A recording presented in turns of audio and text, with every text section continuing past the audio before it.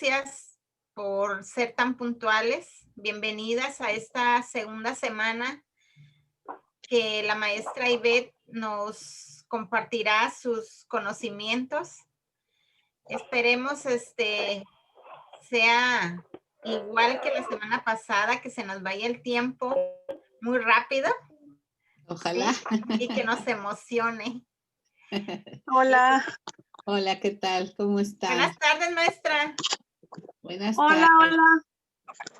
Aquí miren, buscando la mejor luz. Buscando la mejor pose.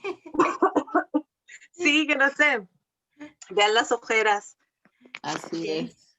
Ay, no, es mucha luz. Bueno, no sé. Ay, Ivette, qué bárbaro. ¿Cómo ha impactado estas sesiones a todas? Bueno, a mí también. Qué bueno, qué bueno. Bueno, pues esa era la intención, que ustedes tengan la mejor información y más actualizada. Sí, sí, así es, las herramientas, ¿no? Que has estado compartiendo. Qué bárbaro. Yo creo que estaría bien hacer un drive para subir todo y les compartimos el correo y la clave. Así es. de la Sí, red. porque todavía tengo que mandarles otra información, nada más que sí, algunos son archivos un poquito pesados y Ujú. siempre es mucho más enfocado a los temas jurídicos, Ok. pero que representan pues uno de los principales obstáculos, que es la valoración de la prueba y los estándares probatorios. Entonces ese tema es un poquito Wow. pesado, ¿no? Y también pues vamos a hablar un poquito de la psicología del testimonio y de pues la documentación de los casos en general, porque bueno, pues el tiempo no nos da, ¿verdad?, para ir viendo cada delito de violencia por razón de género, pero cuando menos sí se irán con un panorama general después del cual ustedes puedan construir a partir de eso, pues ya sus casos de manera particular y un poco, pues igual que ahora, pues detonando un poco pues la reflexión sobre cómo ir mejorando nuestros instrumentos y nuestras intervenciones para que pues el acceso a la justicia sea posible, ¿no? Que eso es lo que nos tiene reunidas a todas aquí y a todos. Sí, así es, exactamente. Fíjate, Ivette, Sí, me atrevía bueno, ahora sí que como les comentaba, simultáneamente está la preparación de un seminario dirigido a funcionariado y estuvimos ahí algunos detalles administrativos, sin embargo, logramos sacarlo adelante y vamos a terminarlo ahora en el mes de diciembre. Invité a la maestra Olimpia para que nos acompañara y al final les hiciera extensiva, pues ahora sí, el seguimiento del seminario a quienes pudieran seguir. Lo que si bien es a funcionarios y funcionarios, es importante que sepan lo que se está trabajando con ellos para que así es. a la hora de pues sí, ¿no? Interceder en los procesos, pues sepan también ahí que también están hablando el mismo idioma, vaya. Así es, así es. Muchas gracias. Excelente, no, hombre, no tienes de qué, yo lo hago con mucho gusto, la verdad que, pues ya se dieron cuenta que esto me apasiona un poco, ¿verdad? Sí, ya me estás haciendo volver al procesal, que yo Sí, es que es no. bien importante, bien Sí, importante. Y bueno, ya, bien ya interesante. nos vamos a poner un poco filosóficas esta semana, pero espero poder hacerlo lo más entretenido que se pueda, ¿no? Ya sé que esos No, temas no nos gustan a todas, pero es un tema bastante, bastante importante. Van a ver por qué. sí, sí, nos aterriza padrísimo. Muy bien. Adelante, aquí estamos ya, buscando la mejor luz.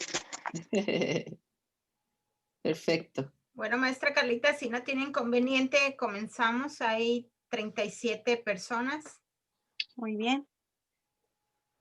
Muy Sí. bien, pues muchas gracias, bienvenidas de nueva cuenta y bueno, pues yo voy a compartir mi presentación principal, un poco en la parte que nos quedamos. Espero que si tuvieron oportunidad de descargar ya sus presentaciones, ojalá que sí.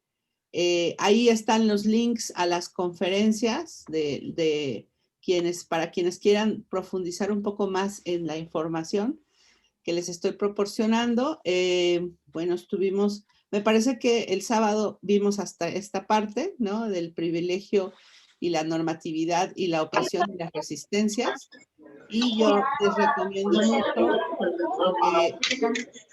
que los que no han podido entrar a la página, pues ahí la propia presentación trae el link a la conferencia de Jeru Aparicio Aviña, que ella es una victimóloga muy reconocida en el país y que ha trabajado durante mucho tiempo el tema de violencia por razón de género, y entonces ella explica también esta parte muy bien, ¿no? Y yo les recomiendo bastante que la vean.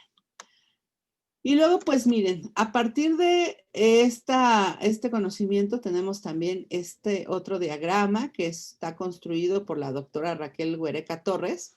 Ella es una socióloga que trabaja académica de tiempo completo de la Universidad Autónoma Metropolitana en el campus Lerdo. Y ella ha trabajado mucho tiempo el tema de perspectiva de género, sobre todo aplicado al conocimiento científico, ¿no? Entonces ella tiene una amplia trayectoria, también tiene una conferencia importante que tiene que ver con la perspectiva de género en el ámbito de la investigación académica, y entonces pues tiene una propuesta bastante interesante de la cual yo tomé algunas de sus conclusiones, entre ellas esta que ahora les presento aquí, que pues ella nos dice que nuestras relaciones sociales son generizadas, ¿no? Y esas relaciones sociales generizadas se producen a través de 3 procesos distintos. Hay un género individual, es decir, nuestra identidad individual que ha sido socialmente construida, pero también hay un género estructural que generalmente se manifiesta al dividir las actividades necesarias entre los diferentes grupos humanos. Es decir, hay actividades que se dividen por género, hay actividades que son estrictamente femeninas y actividades que son estrictamente masculinas. Bueno, así se han categorizado. Y luego está este género simbólico, que es la metáfora dualista de género, asignada a diversas dicotomías que no tienen que ver con las diferencias de sexo, ¿no? Y entonces está esta idea de que siempre nos han dicho que somos diferentes hombres y mujeres, que pensamos diferentes, que sentimos diferentes, es decir, o parece ser que nos han asignado que somos categorías distintas de seres humanos, ¿no? Lo cual, pues, con el paso del tiempo, con la utilización de la perspectiva de género, bueno, pues son mitos o metáforas que se han ido cayendo, ¿no? Y que han demostrado que simplemente se habían construido para privilegiar a unos, mientras que otras, ¿verdad? Estábamos bajo esta sumisión y control. Entonces, esta parte es importante porque nosotros, al igual que los sociólogos, al igual que los psicólogos, las psicólogas, las antropólogas, los antropólogos, pues nosotros nos dedicamos a el estudio de la conducta humana. Y la conducta humana pues tiene principalmente este comportamiento en sociedad que nos permite entender, ¿no? Y comprender por qué hay una jerarquización en la sociedad donde unos pues tienen mayores privilegios que otras, ¿no? Entonces, esta parte es importante. Quien quiera consultar, también les dejo la liga. Es una conferencia bastante interesante y pues esto es un análisis desde el punto de vista de la sociología. Entonces, lo que la doctora Raquel afirma, y yo estoy totalmente de acuerdo con ella, es que cualquier ciencia que llegue a conclusiones sin haber hecho su análisis desde la perspectiva de género, pues seguramente le faltará información y sus resultados serán parciales y no podrán ser extendidos a la totalidad de la población, ¿no? El hecho de no contemplar la perspectiva de género, bueno, pues ya nos habla de que hay una parcialidad probablemente en el diseño metodológico del estudio que se esté haciendo, y pues entonces ya tendremos que, no porque las conclusiones no sean válidas, sino porque lo que no se tomó en cuenta, ¿no? O sea, lo que se ignoró completamente, pues es esta parte del aspecto de las mujeres o su integración en la sociedad, ¿no? Entonces, por eso es importante que todos nuestros peritajes tengan perspectiva de género, porque así garantizamos que estamos tomando en cuenta estas dos partes, ¿no? Y no quedamos, digamos, en esta parte de tener una visión sesgada de lo que analizamos, ¿no? Entonces, esto viene a colación porque recuérdense que habíamos analizado este modelo, ¿no?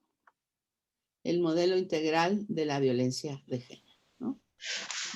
Este modelo, les recuerdo, pues es el que nos puede guiar, ¿no? Para saber cómo debemos analizar cómo en el caso concreto se está manifestando esa violencia por razón de género, y además podremos determinar las situaciones de poder que dan cuenta de una desigualdad entre las partes.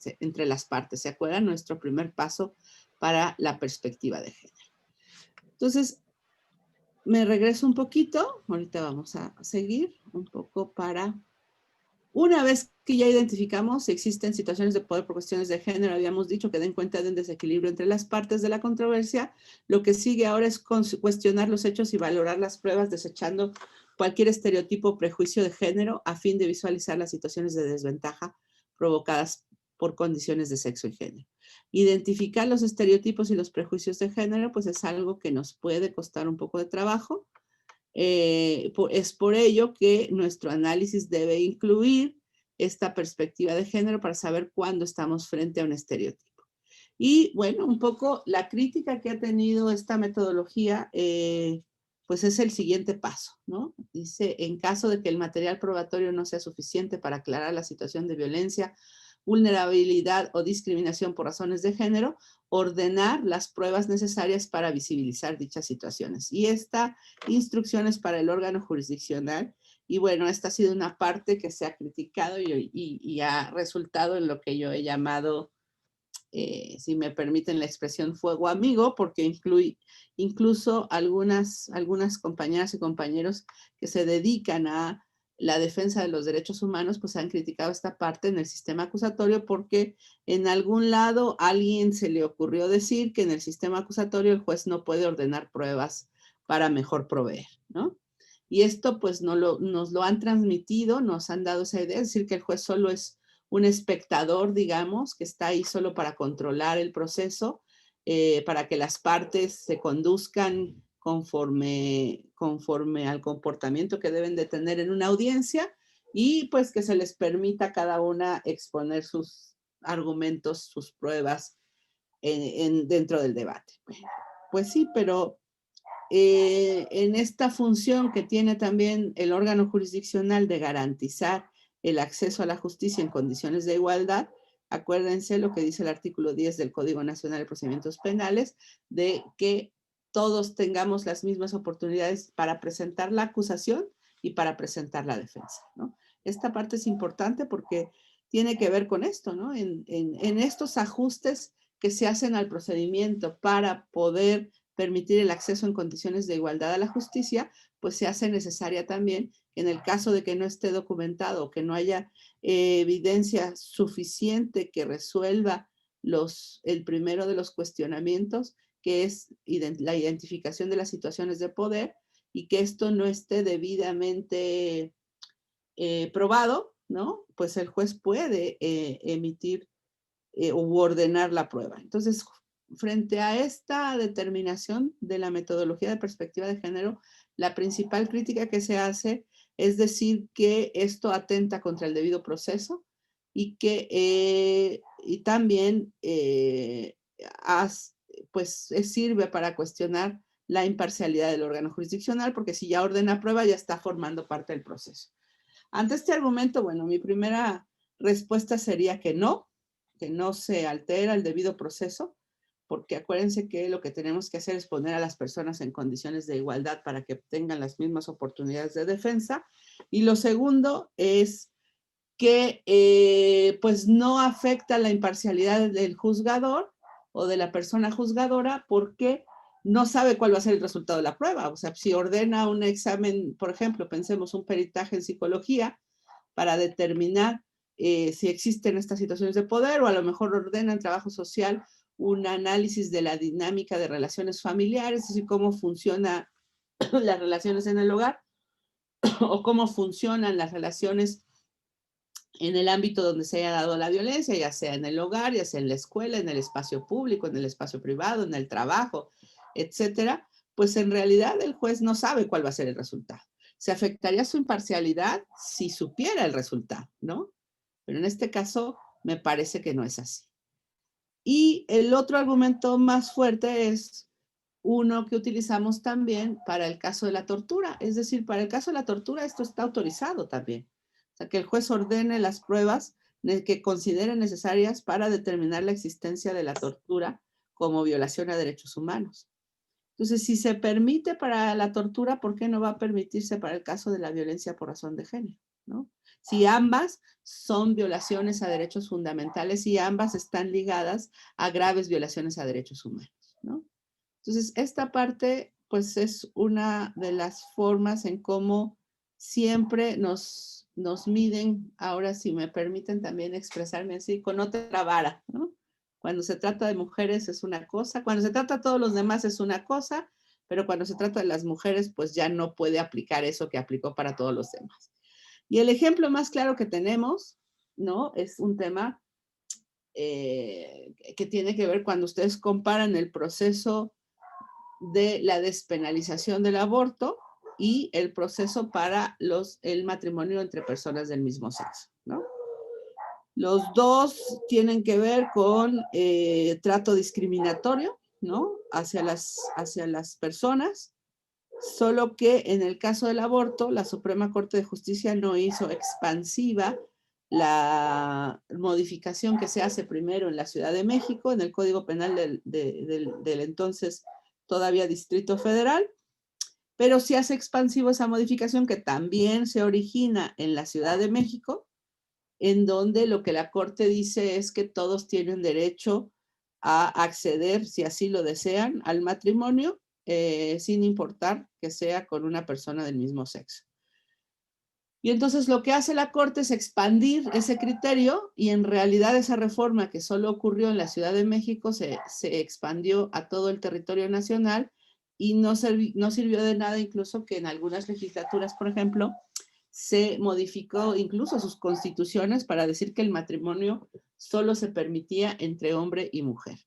Y entonces, cuando yo me quiero casar con una persona del mismo sexo, no me basta más que ir al registro civil o al oficial, ante el oficial del registro civil, solicitarle hacerle la solicitud de que me case con una otra mujer, por ejemplo, en este caso, y bastaría la negativa para hacerlo diciendo que lo prohíbe la ley o la constitución del Estado. Con esa respuesta yo me voy a los juzgados de distrito, promuevo un amparo indirecto diciendo que me están discriminando porque no me dejan casarme con la persona que yo elegí, diciéndome que solo me puedo casar con personas de sexo distinto al mío. Y entonces lo que va a hacer el juez de amparo es darme el amparo y protección de la justicia federal y le va a ordenar a la autoridad del registro civil que realice el matrimonio. Bueno, eso pasó con el matrimonio entre personas del mismo sexo en el país, pero no así con la despenalización del aborto, ¿no? Y otra vez, ¿no? Tiene que ver con el trato diferenciado, ¿no? Y entonces esta regla que se supone es una regla general del derecho que dice para el mismo caso aplica el mismo derecho, pues no resulta así cuando se trata de mujeres, ¿no? Esa es una de las críticas. Desde mi muy particular punto de vista, me parece que la negativa a despenalizar el aborto en todo el país se debe principalmente a un trato discriminatorio, ¿no? Entonces, en este caso, por ejemplo, las mujeres que habitamos la Ciudad de México y ahora el estado de Oaxaca, pues tenemos acceso a más derechos que las mujeres que habitan en otras partes del territorio nacional, ¿no? Bueno, ahí tienen ustedes esa complejidad. Y bueno, frente al acceso a los derechos de las mujeres, pues siempre habrá esta, digamos, esta diferencia de resolución, ¿no? Entonces, por eso, cuando el segundo paso del método nos dice que hay que cuestionar los hechos y valorar las pruebas, desechando cualquier estereotipo o prejuicio de género, a fin de visualizar las situaciones de desventaja provocadas por condiciones de sexo y género, es una regla que pues está bastante clara, pero que no se aplica en cualquier circunstancia. Entonces, bueno, eso yo lo dejo para su reflexión también. Entonces, en estas pruebas que puede ordenar el juez, ¿no? O que incluso podemos solicitarle que la ordene en caso de que el Ministerio Público no lo quiera llevar a cabo, pues tiene como propósito precisamente esto, ¿no? Determinar la situación de desigualdad, el desequilibrio, las situaciones de poder y cómo esa violencia que se ejerce tuvo su origen en esta discriminación y se pretende justificar a través de estereotipos o prejuicios de género. Una vez que detecto la situación de desventaja por cuestiones de género, entonces ya toca cuestionar la neutralidad del derecho aplicable, así como evaluar el impacto diferenciado de la solución propuesta para buscar una resolución justa e igualitaria de acuerdo al contexto de desigualdad por condiciones de género. Y en esta parte es importante porque la otra crítica que se hace es que se dice que se pretende tocar los principios más elementales del derecho, ¿no? Con la perspectiva de género y que queremos que haya un derecho distinto que se aplique a las mujeres y otro derecho que se aplique al resto de la población. Eso no es así. Lo que sucede es que agregamos un criterio de razonabilidad, que es el género, para tomar determinaciones, ¿no? Y para poder justificar y para poder argumentar. Y ante este argumento yo siempre les digo, bueno, pues si antes usábamos el estereotipo y la discriminación diciendo que eso era derecho, ¿no?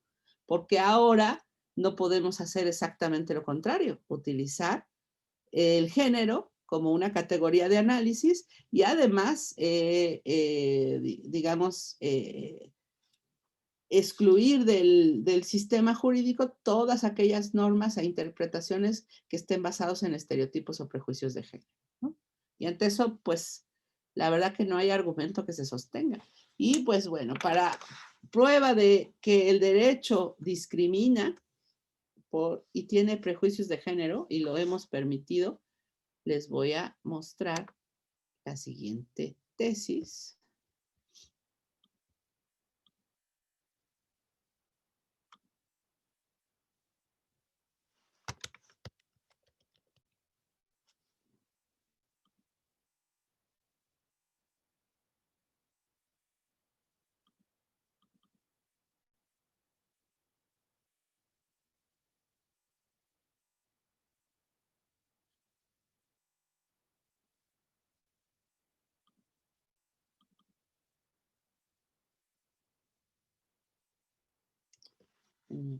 No sé por qué no me la quiere abrir.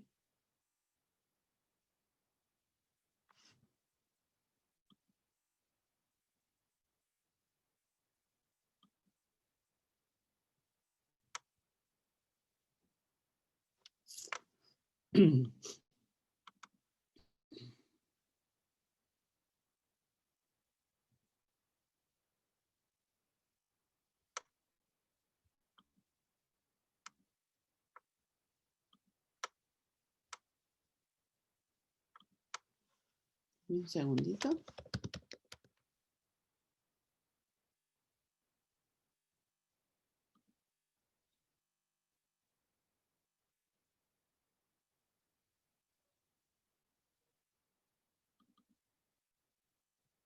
Ahí está. Ya me lo dejo abrir. Entonces déjenme les comparto la pantalla.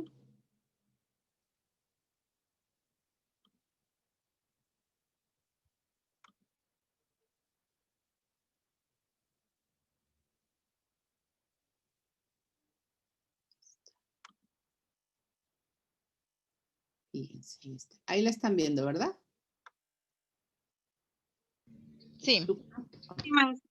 Bueno, Sí. antes había un delito, o todavía hay en algunas legislaciones, un delito que se llama estupro, ¿no? Donde se supone que se utiliza el engaño o la falsa promesa de matrimonio para mantener relaciones sexuales con una niña de cierta edad, hay un límite de edad, y este delito, bueno, pues se sanciona por cuando se demuestra haber utilizado el engaño, o la seducción, ¿no? O la promesa de matrimonio.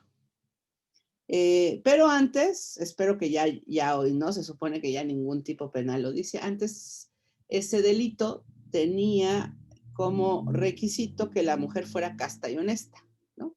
Para que se pudiera dar el delito de estupro. Y además, el delito no se sancionaba si el perpetrador aceptaba casarse con la víctima, ¿no?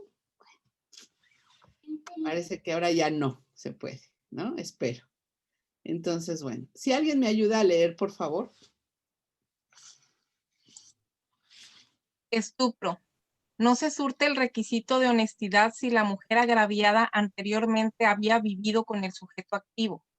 El término de honestidad en la mujer pasivo de dicho injusto entraña un comportamiento socialmente aceptable, de modo que si en una ocasión anterior a la de los hechos denunciados ya se había ido con el acusado, con quien había vivido en su casa, ello constituye una acción que sin duda la moralidad media rechaza, por lo que aun cuando después, ya de nuevo viviendo en el seno del hogar paterno, el mismo inculpado la hubiese engañado con la promesa de matrimonio para lograr la cópula, resulta que no se surte el delito, dado que faltó el elemento normativo de la honestidad, si se tiene en cuenta que otrora se había separado de su hogar para vivir con una persona sin estar casada, lo que no corresponde a una conducta adecuada de una mujer consciente de su pudor y dignidad personal. Bueno, ahí tienen ustedes. Me va a decir, bueno, maestra, pero eso fue en el año de 1999. Uh-huh. El problema es que este tipo de criterios permanecen en el tiempo y luego es muy difícil eliminar esta creencia, ¿no? Y además, pues están de acuerdo que están llamando elemento normativo a una cosa que no lo es, ¿no? Es decir, esta definición más bien tiene que ver con una definición moral que con una definición normativa, ¿no? Como un elemento establecido en la ley. Pero fíjense, esta tesis, que es del 1999, hace referencia, ¿no? A otra tesis, ¿no? Que es de la sexta época, ¿no? Y que además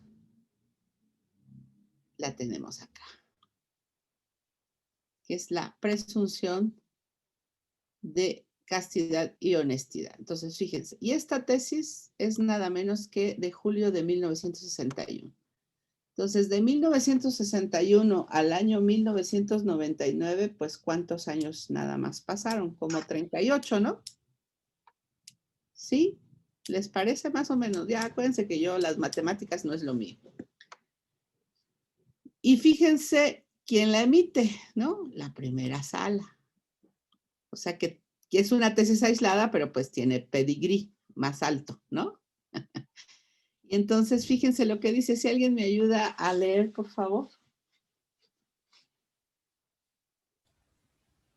A ver, dice. Estupro, presunción de castidad y honestidad.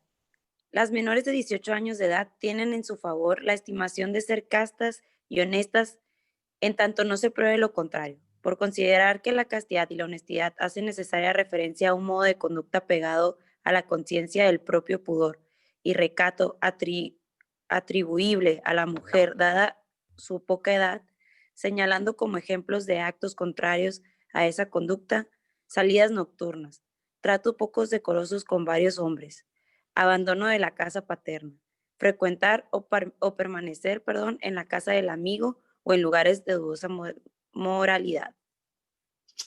Bueno, esto siempre que lo leo me lleva a la conclusión que yo nunca fui casta ni honesta, pero bueno. ¿Ya se fijaron? sea, cómo están estableciendo lo que el comportamiento debido de una mujer debe ser. Entonces, la mujer que sale de noche, que tiene tratos poco decorosos, quién sabe qué será eso, ¿verdad?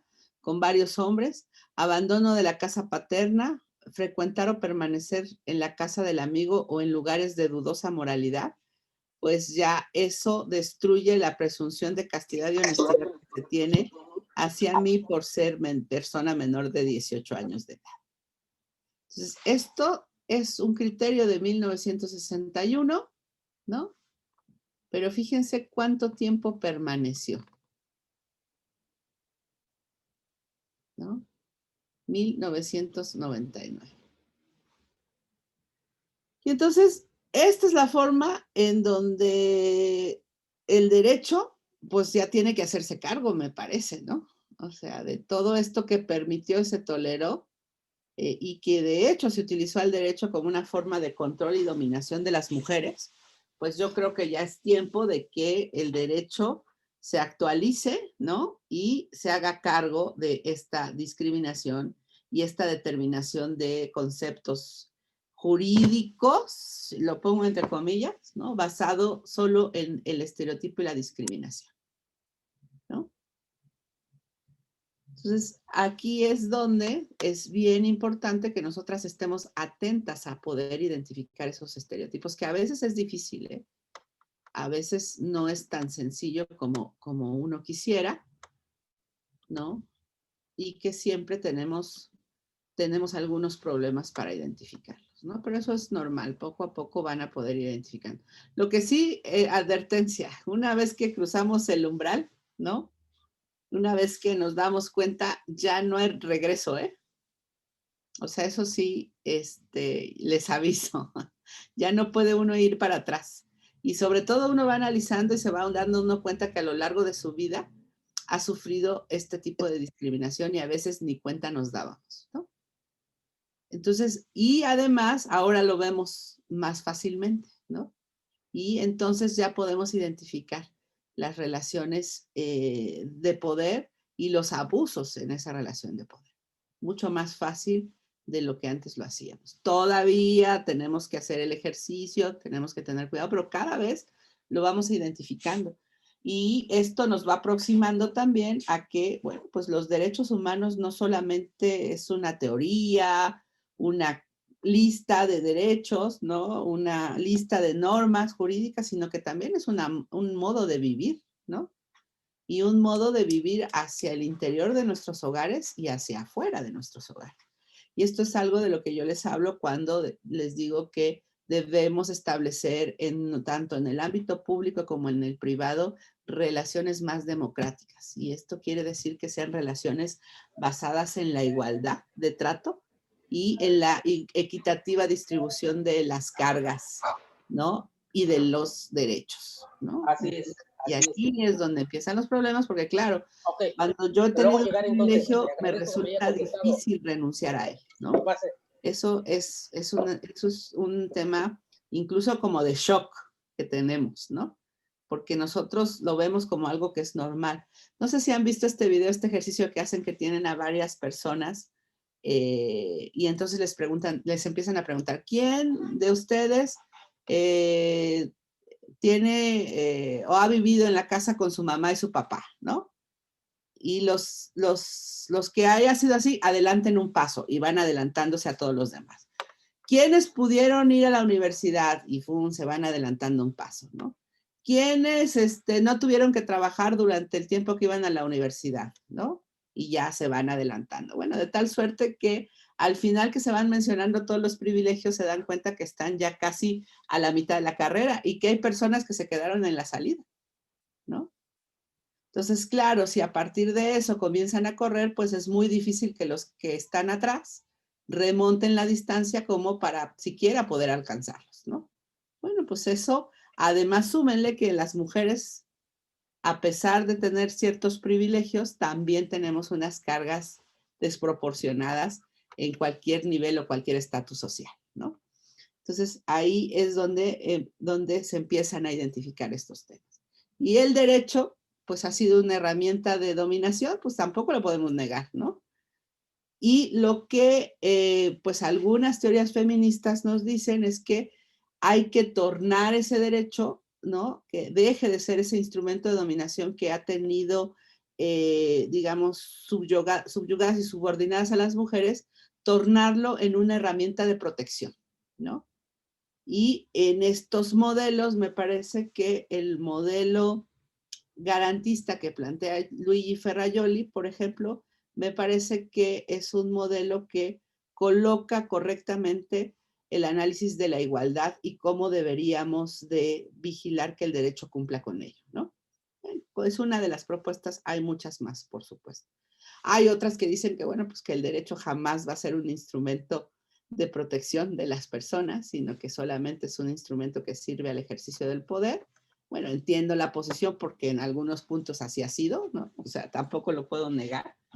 Pero me parece que sí tenemos hoy una gran oportunidad a través de la incorporación de los derechos humanos de tornar el derecho para que ya no sea la ley del más fuerte y ahora se torne en la ley del más débil. Es decir, que el derecho sirva como un escudo de protección de los derechos de las personas que están en situación de vulnerabilidad o que pueden estar en situación de vulnerabilidad, ¿no? Entonces, bueno, pues es cuestión de enfoques también, ¿no? Pero pues al final yo creo que todas y todos tenemos el mismo propósito, que es alcanzar la igualdad, pero también que se reconozca, ¿no? La necesidad de llevar a cabo acciones afirmativas que permitan a las mujeres, ¿verdad?, acortar esa distancia o esa brecha que hay para poder acceder en las mismas condiciones y con las mismas oportunidades, ¿no? Bueno, pues esta es la parte que yo les quería comentar. ¿Algún comentario? Veo que, déjenme ver. ¿En qué estados de la República está despenalizado el aborto? Hasta las 12 semanas en Ciudad de México y en Oaxaca solamente. En todos los demás está, digamos, es una excluyente de responsabilidad en caso de violación, en caso de que esté en peligro la vida de la madre y en caso de que el producto tenga algún problema, ¿no? El aborto eugenésico. Pero en todo el país está autorizado el aborto por violación, en todo el país, ¿no? Y solo hasta las 12 semanas en Ciudad de México y en el estado de Oaxaca. Y el estado de Oaxaca lo acaba de aprobar apenas, me parece que el año pasado, o por ahí, ¿no? Entonces, esos son los dos únicos estados. ¿Bajo qué circunstancias o casos está despenalizado? Bueno, pues esas, despenalizado solo hasta las 12 semanas. Las otras, hay que, aun cuando ya no se requiere autorización del Ministerio Público del juez, sí hay que decir, ¿no?, que es producto de una violación. O sea, hay como una protesta, ¿no?, de decir verdad de que es producto de una violación, ¿no? Y ahora recuérdense que la NOM 046, que es la norma oficial mexicana para la atención de violencia sexual y violencia familiar, establece que todo el Sistema Nacional de Salud debe proporcionar los elementos necesarios para la interrupción del embarazo antes de las 12 semanas en casos de violación o en los casos que estén permitidos por la legislación penal, ¿no? Entonces, bueno, ahí. Maestra, en sí. Baja California hay una sentencia donde la Corte Interamericana condenó al Estado por no haberse permitido el aborto de una muchachita de Mexicali. Sí, es el caso Paulina del Carmen. No fue la Corte porque el caso no llegó a la Corte, fue la Comisión Interamericana. La Comisión Interamericana. Ajá, sí. Porque hubo solución amistosa. En el caso de Paulina del Carmen hubo una solución amistosa y el Estado se comprometió a modificar la norma y bueno, pues yo siempre digo que gracias al caso y a la presentación de este caso por Paulina ante la Comisión Interamericana, es que conseguimos la NOM 046 que tenemos hoy. Yo por eso luego la llamo la NOM Paulina del Carmen, ¿no? Porque es por ella que conseguimos avanzar así. Y de hecho ha habido varios embates contra la NOM 046 por algunos gobiernos de los estados que incluso han promovido acciones de inconstitucionalidad en contra de la NOM. Y ahí sí debo decir que la Corte ha sido clara y contundente en decir que no, que están autorizadas esas causales de interrupción del embarazo en esas situaciones y que al estar autorizadas en las leyes, pues el Sistema Nacional de Salud tiene que proporcionarle a las mujeres el acceso a esa interrupción legal del embarazo, ¿no? Y ese es el caso de Paulina del Carmen. Sí. En relación a esas tesis que nos acaba de mostrar, sí. ¿Esas tesis aún siguen vigentes? Se supone que no, porque el delito ya no dice castidad y honestidad, ¿no? Ajá. Pero pues el problema es que esta idea se queda ahí, ¿no? Entonces muchos casos de violación tienen que ver con que se sigue pensando que solo se puede violar a las mujeres castas y honestas, las que andamos solas de noche, que no vivimos en casa de nuestros padres y que tenemos muchos amigos hombres, pues siempre se duda de esa castidad. De esa castidad, ¿no? Entonces, bueno, pues ya no están vigentes como tales, porque el tipo penal ya no tiene esos elementos, pero pues eso está en el imaginario de los juzgadores todavía, ¿no? Y así juzgan a veces, ¿no? Sí, porque ahorita me estaba imaginando, pues así como está la descripción de la tesis, pudiéramos decir que si ahorita se aplicara, pues sería una tremenda violación a los derechos de las mujeres, porque pues ya no existiera ninguna mujer casta y honesta. No, pues de por sí no había, ¿no? Con esos parámetros, pues estaba un poco difícil. Bueno, cuando menos yo no. Yo creo que como desde que tuve 10 años de edad, pero bueno.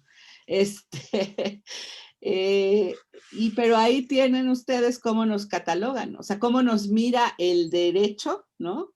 Y cómo eso sí se permitió durante muchos años. Ya les probé ahí que es la primera tesis donde se establece que es cómo se presume la castidad y la honestidad desde 1961. Esta última tesis que les digo es del 99, lo cual quiere decir que hasta ese año se juzgaron casos donde el tipo penal establecía que el estupro solo se podía cometer en mujer de tal edad a tal edad que fuera casta y honesta, ¿no? Entonces eso quiere decir que permaneció, ¿no? Entonces, sí, imagínense, tarda 30 años perdurando un criterio como esos, imagínense cuánto vamos a tardar para sacar de la cabeza de las y los jueces que no indica absolutamente nada sobre la violación ni sobre la denuncia de violación, el hecho de que la mujer se haya resistido o no. Eso no indica absolutamente nada, ¿no?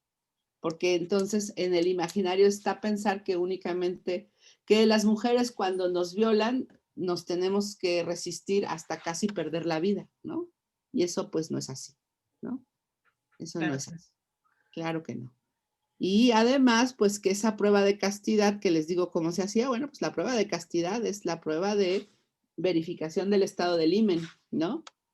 Y yo ya a veces creo que eso del himen es como un mito, ¿no? A veces oía la explicación y yo sentía que era, ¿se acuerdan como esa tapita del Gerber? Donde uno le daba vueltas y sonaba plop. Y yo decía, bueno, pues si ya sonó plop, ya, ¿no? Eso es lo que representa el himen, ¿no?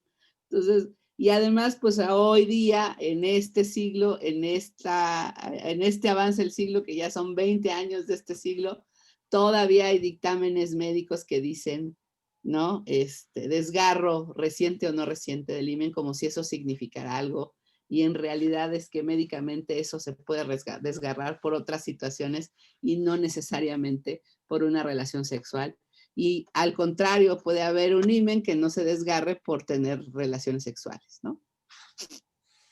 O sea, y otra vez, ¿por qué? Porque fíjense cómo estamos centrados en demostrar la violencia física en los casos de violación en lugar de centrarnos a demostrar el contexto coercitivo en el que estaba la mujer, que le impidió repeler la agresión que estaba recibiendo, ¿no? O sea, ahí es donde nos deberíamos de centrar en lugar de estar buscando así como signos de violencia que nos indiquen que a lo mejor, si hay signos de violencia, a lo mejor la mujer está diciendo la verdad, ¿no?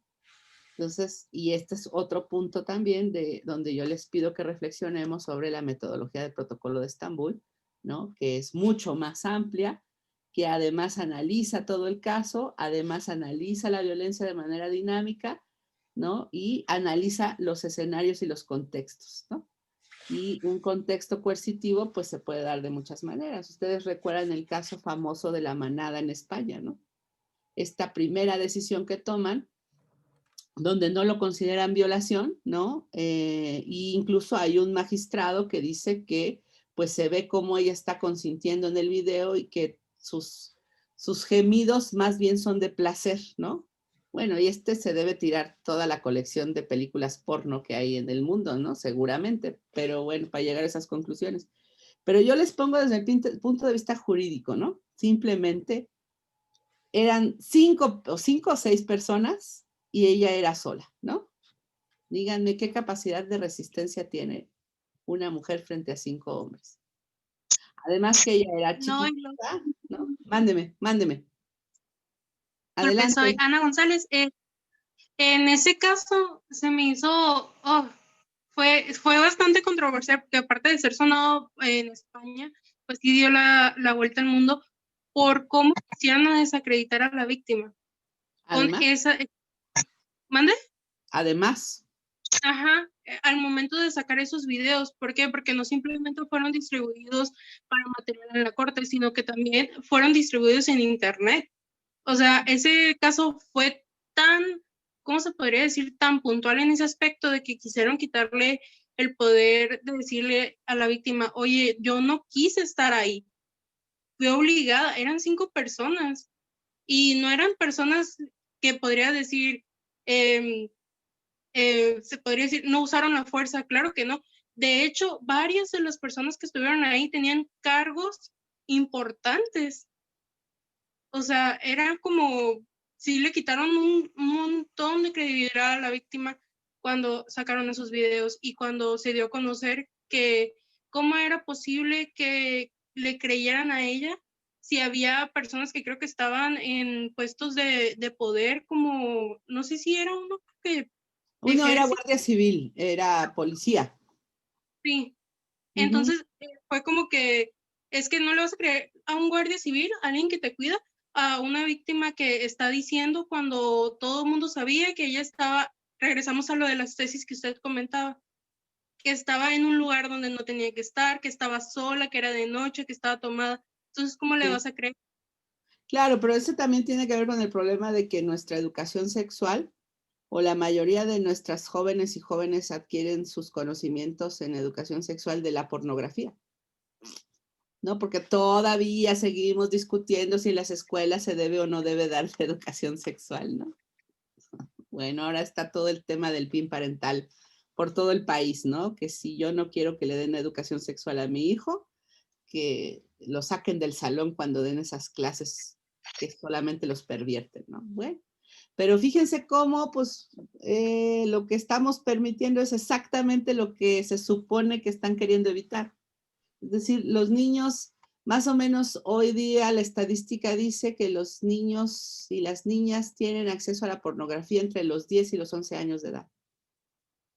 Porque eso está libremente en el internet, o sea, cualquiera puede tener acceso, ¿no? Y por más que las madres y los padres queramos tener cierto control, pues la verdad que no los podemos vigilar las 24 horas del día. Entonces están expuestos a eso, ¿no?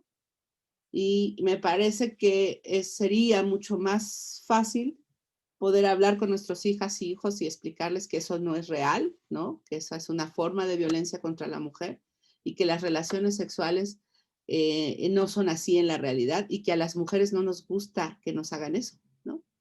Porque claro, cuando uno dice es que tú tienes relaciones con 5 personas es porque alguien piensa de veras que a las mujeres eso nos gusta. Es un poco lo que decía Emanuel en el peritaje en el caso de Marta, ¿no? Fíjense cómo los actos a la que la sometían son todos estos clichés de la pornografía que se supone que le gustan a las mujeres, pero que en realidad eso es falso, ¿no? Y entonces, fíjense, aquí en este caso eran 5 personas y ¿qué dice, por ejemplo, los códigos penales respecto del robo con violencia? Pues que se considera violencia que el robo se cometa por 2 o más personas. Ni siquiera hay necesidad de ejercicio de violencia física. La sola presencia de más personas es suficiente para considerar que la persona estaba coercionada por ese contexto para entregar sus posesiones, ¿no? Y aunque no le hayan hecho nada, pues se considera que eso ya es robo con violencia. ¿Y por qué en el caso de la violación la víctima tiene que demostrar que no consintió? Imagínense nada más, ¿no? Bueno, pero eso tiene que ver con cómo se ve y cómo el conocimiento que se lleva a los juicios no es el conocimiento basado en saber o en conocimiento científico, sino que son las creencias. Y todo esto es creencia. Y el daño que nos hace el seguir tolerando algunas de las conductas que hablan de este sometimiento, de esta sumisión de la mujer, pues es lo que la verdad nos representa un obstáculo grande para cambiar la forma de pensar de las personas, ¿no? Sobre todo, pues imagínense una persona que ha sido educada sexualmente a través de la pornografía, pues cómo piensa que deben ser sus relaciones sexuales, ¿no? Bueno, pues es que así nos están planteando, ¿no?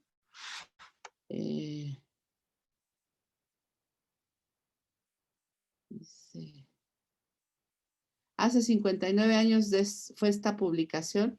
¿Cuál, la tesis o cuál publicación? Perdónenme, no, ya me perdí.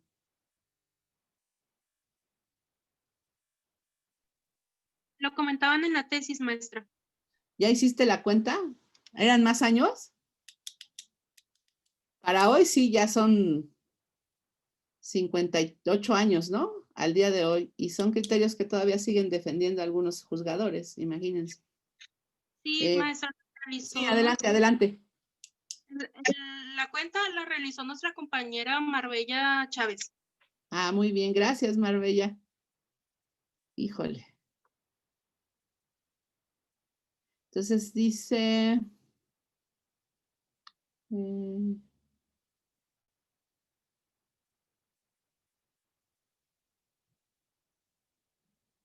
la película Acusados, claro, un caso verídico ocurrido en Estados Unidos. Sí, es una película de los 80s, ¿no? Y uno la ve hoy y sigue siendo así de violenta, pero donde pues se juzgó a ella en lugar de juzgarlos a ellos, ¿no? Eso es cierto y sigue ocurriendo, ¿no? En Estados Unidos tienen un problema serio por ese tema, tienen un problema serio con la cuestión de la violación en las universidades, en las estancias universitarias. Hay una violencia sexual terrible y uno de los últimos casos que fue así espantoso fue el caso de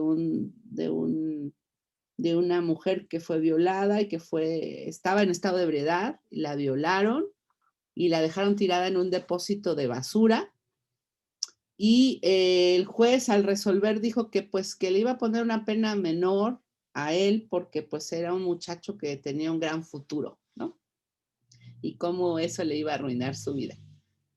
Bueno, pues esas cosas pasan hasta en los lugares donde la justicia se supone que... Pero es para que vean cómo las mujeres siempre somos medidas de diferente manera en todo el mundo, ¿eh? En todo el mundo. Y recientemente el último caso es el de la tanga, ¿no? Roja. Me parece que fue en el Perú. Que porque por la ropa interior, entonces era claro que si usaba ese tipo de ropa interior con encaje, pues lo que iba a buscar era sexo, ¿no? Entonces, como ahora dice que la violaron. Sí, exactamente. Y así dice lo que manifestó la juez, ¿no? Así es. Y uno se pregunta cómo es posible que en este siglo sigamos permitiendo que eso pase en los juzgados, ¿no? Y bueno, y como esa encontramos, nosotros pues tenemos también en nuestro caso que fue más o menos contemporáneo con la manada, que es el caso de los porquis, ¿se acuerdan? En Veracruz. ¿no? Incluso hubo una defensa por parte de un connotado jurista de la decisión del juez donde decía que el que te introduzcan los dedos en la vagina no necesariamente es se revela una intención lasciva. Que te toquen los senos y que te metan los dedos en la vagina no revela una intención lasciva, ¿no? O sea, imagínense, o sea, por eso el problema de que los delitos sexuales se conecten con el deseo sexual y que se conecten con este asunto de esta creencia también de que los hombres no pueden controlar su instinto sexual. Ese es el problema, porque están ligados a eso, pero en realidad los delitos sexuales son delitos de abuso de poder, ¿no? Entre mejor comprensión tengamos de eso, mucho más fácil va a ser la demostración de los casos. O sea, imagínense, la carga para la víctima es demostrar que el tocamiento tenía una intención lasciva. ¿Cómo pruebo yo eso?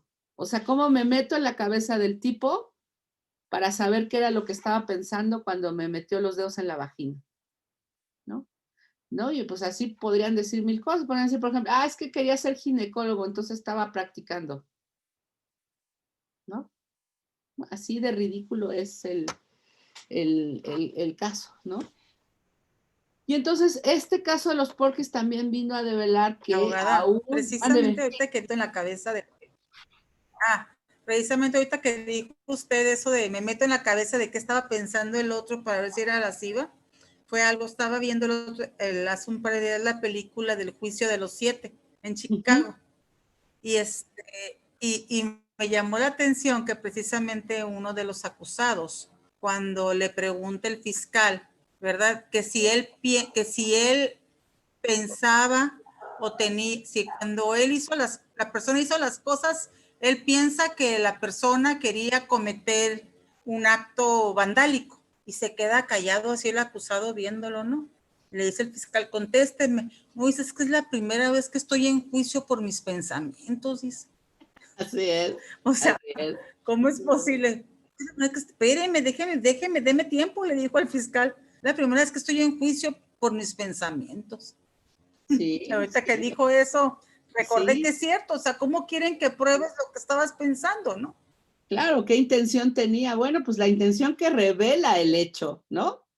O sea, ¿cuál es de agredirla sexualmente? De un ejercicio de poder si está ella inerme frente a 4 personas que están en un vehículo que está en movimiento además, pues ¿qué esperaba? ¿No? O sea, como ¿por qué? Esto es lo que sigue preocupando, ¿no? Que estos criterios siguen ahí, pero también es parte de por qué seguimos presentando los casos como los hemos presentado desde hace muchísimos años, ¿no? Y nosotros tenemos que darle un giro porque si no, esto no va a cambiar, ¿no? Esto va a seguir viéndose de la misma manera. Sobre todo el problema lo tenemos, por supuesto, en los delitos sexuales, en todos los delitos de violencia por razón de género, pero particularmente los delitos sexuales tienen este problema grave que todavía se sigue con la idea de que las mujeres en realidad tenemos en nuestros más íntimos deseos y sueños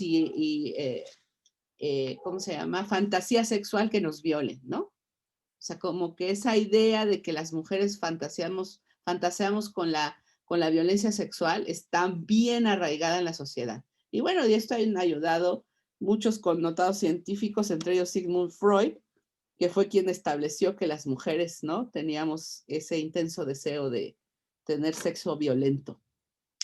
Bueno, el día de mañana les compartiré un artículo de una psiquiatra alemana también, que pues ella describe claramente por qué Freud toma esta posición y qué fue lo que sucedió. Cuando veamos un poco la afectación de las mujeres que supuestamente están voluntariamente en la prostitución, ¿no? Los estudios que se han hecho de estas mujeres que se dicen voluntariamente practicando la prostitución y cuáles son los efectos en la salud física y mental que sufren a largo plazo, ¿no? Entonces, bueno, son estudios que se han hecho en Europa. Lamentablemente, nosotras en México, pues no tenemos uno así. Hemos estado empujando para que se haga. Ya ven que ahora pues está esta discusión de que si el trabajo sexual y que si la libertad y la autonomía, y ya vemos quienes pues tenemos una posición al respecto diciendo que pues mientras se siga permitiendo y tolerando en este planeta la explotación de las mujeres, es decir, que se siga pensando que las mujeres pueden ser utilizadas como objeto sexual, pues jamás vamos a alcanzar la igualdad, ¿no? O sea, porque siempre vamos a tener esa posición subordinada. Pero bueno, esa ya será tema de otra discusión. ¿Algún otro comentario?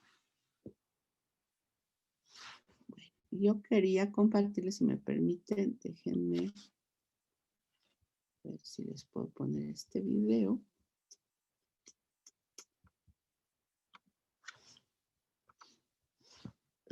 Es un video cortito, pero vamos a ver si lo podemos.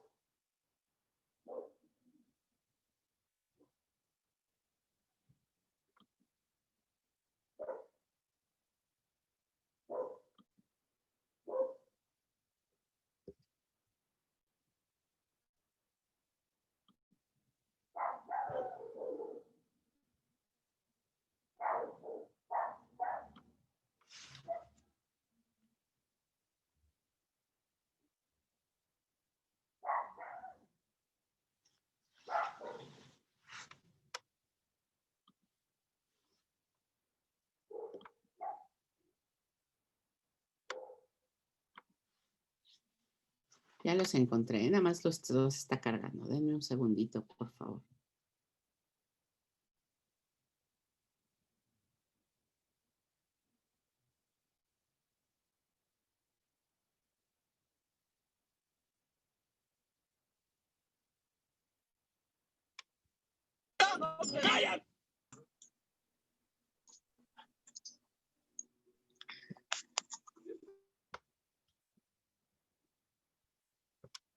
Abrir el otro.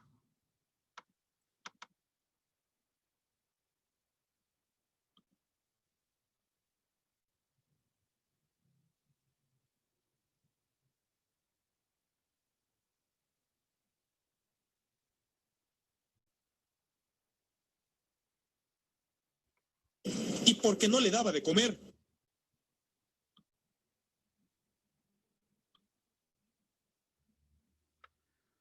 Ahora sí está. Déjenme compartírselo.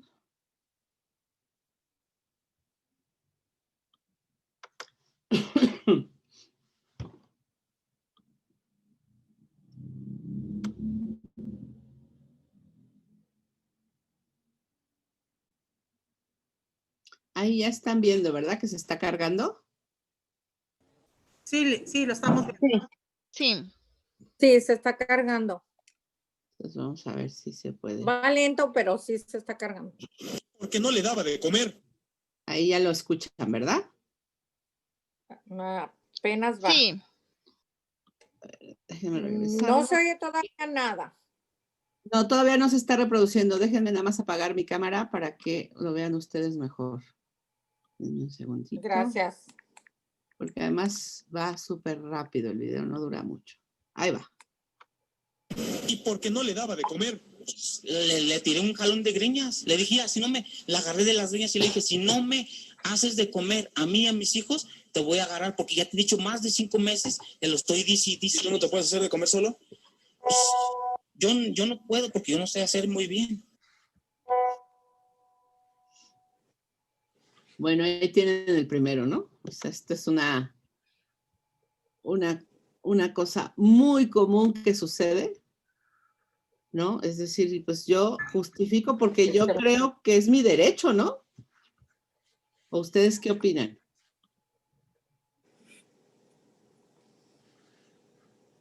No, dice, pues le jalo las greñas porque ya le había yo advertido que nos diera de comer. Y la cara que pone cuando le dicen, oiga, pero pues usted no se puede hacer de comer. Y sí se queda así como que, ay, ¿qué contesto, no? Se supone que es lo que yo debo hacer. Y creo que no lo hemos visto, pero esto es lo que pasa con la violencia psicológica.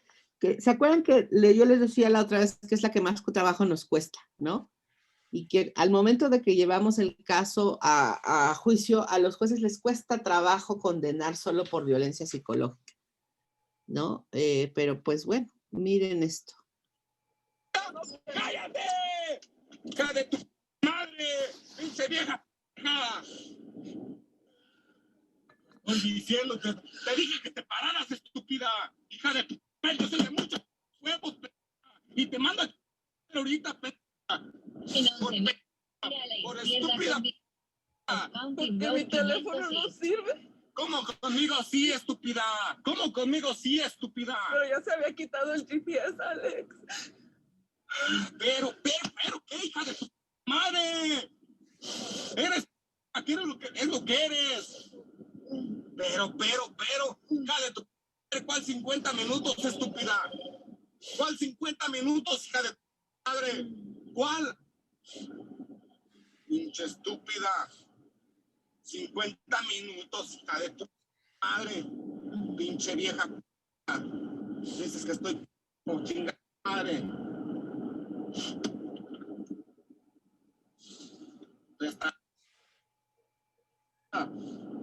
Hasta estoy ya.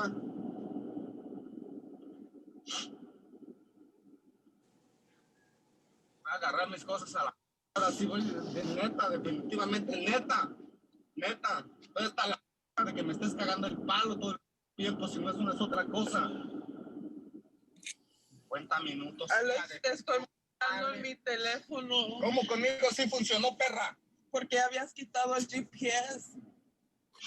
Alex, ya habías quitado el GPS. Yo lo busqué en la aplicación del GPS para agregarlo a la ruta y te traté de mostrar. Deja de hacer... ¡Cállate, estúpida! ¡Cállate, hija de tu madre! ¡Cállate, que no sirves para nada! ¡Para nada sirves! ¡Para nada sirves!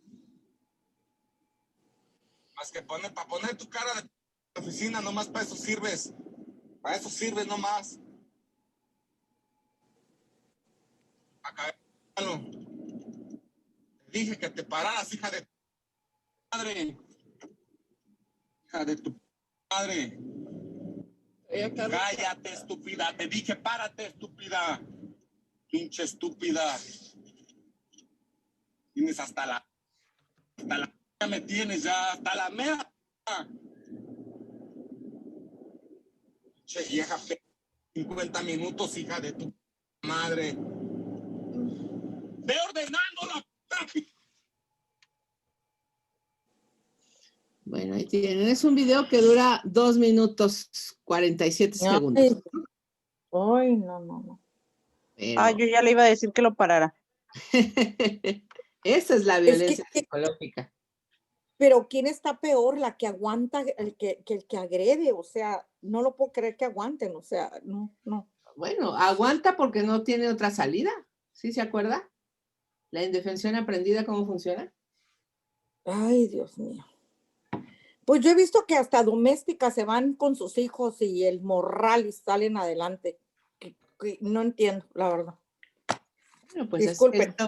No, sí, pero esto es parte de ir avanzando en analizar la situación desde una perspectiva objetiva y utilizando la perspectiva de género y evitando mirar las cosas a través del prejuicio y los estereotipos, ¿no? Porque ahí a donde nos tenemos que centrar es quién está ejerciendo la violencia, ¿no? Y qué tipo de violencia está ejerciendo y de qué nivel es esa violencia. Psicológica totalmente. Pero ya se fijaron, O sea, ya cuando uno lo ve, claro, la víctima viene y nos platica y nos dice qué es lo que pasó, ¿no? Y nosotros a veces no decimos, bueno, pues si le dice que es una perra, ¿qué? ¿No? O sea, pero No, bueno, no, ya en este contexto, como está sucediendo, ya la cosa se ve diferente. Y claro, la afectación de la víctima, pues, va a Licenciada, revelar. Mándeme. sí, licenciada, y es que aquí el tema también es de que la violencia va escalando y el feminicidio es un delito anunciado porque va cada vez en cada fase, pues puede existir, en este caso vimos violencia psicológica, pero al rato la violencia física y posteriormente puede llegar a la muerte de uno de los dos, incluso pues más bien de ella, ¿verdad? En este caso el feminicidio. Entonces es aquí donde es Donde un claro... tenemos que detenerla, Ajá. ¿no? Y Por entonces eso cuando la mujer viene hacia a nosotros, es cuando nosotros tenemos que darle asistencia, porque ahí es donde tenemos que detenerla, ¿no? Si la mujer regresa es porque nosotros estamos fallando, ¿no? Es porque nosotros no somos capaces de construir instrumentos y herramientas que le permitan salir de ese entorno de violencia, ¿no? Sí, Y que buenas tardes. además no solamente la vamos a provocar que regrese, sino que además puede ser que regrese a una situación peor de la que estaba antes de venir a vernos, ¿no? Sí, adelante, ¿alguien quería decir algo? Sí, mire, ahora sí que les voy a comentar de un caso personal. Sí. En el fraccionamiento donde yo vivo es calle privada. En el verano, pues tuvimos un verano muy bonito, los niños salían a jugar. Estamos enfrente de un parque, bicicleta, patines, todo. En contraesquina de mi casa, es una casa de renta. Todos los que vivimos aquí en esta privada somos dueños de las casas, más la única casa de renta es esa de contraesquina mía. Llega a vivir una pareja más o menos hace 2 meses. Y desde el primer día, el señor llegó tomando allá afuera de la casa con sus amigos. Y pues los niños empezaron a ver eso, ya no querían salir a jugar. El señor todo el tiempo grita, pero como loco, o sea, si recibe una llamada, grita, no, no puede ser, ¿quién habla? Que no sé qué.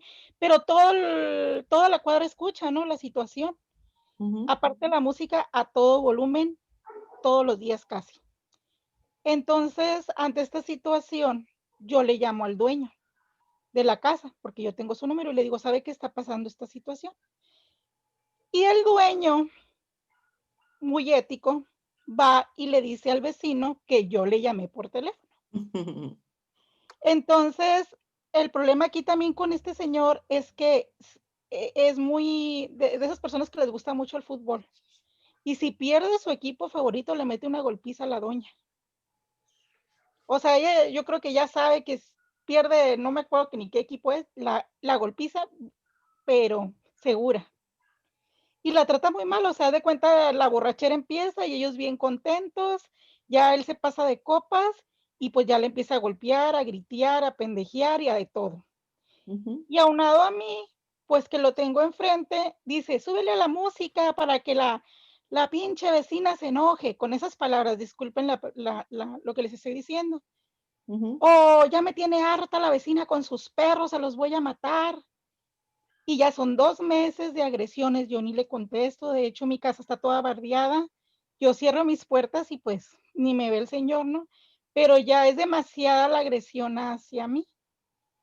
Y ahora de hecho le mandé un mensaje en el grupo de vecinos de que ya estamos acostumbrados a ver todo este tipo de cosas de violencia, de muertes y todo eso, que ya se nos hace normal estar en un ambiente así.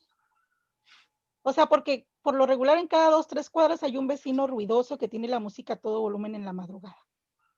Entonces ya para todos se nos hace normal. O sea, algo, no, sí, mira, déjalo. Pero esta situación ya se salió de control. Y no solamente yo le llamé al dueño, le llamaron varios vecinos, pero pues a ellos no los delataron, ¿verdad? Entonces yo les comenté pues ahora de que había que hacer algo al respecto, porque esta situación no puede continuar así, pues.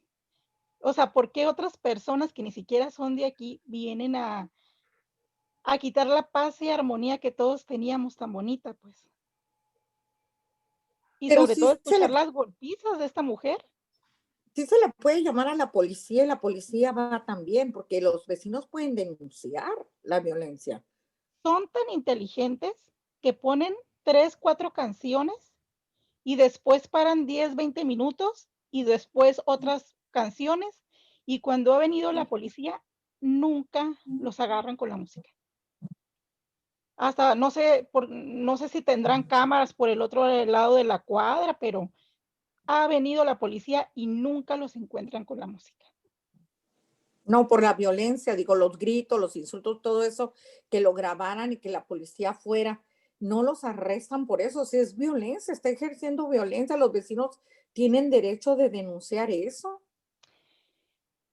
Pues yo pienso que nadie ha querido decir nada porque como que le tienen miedo al señor porque es demasiado agresivo.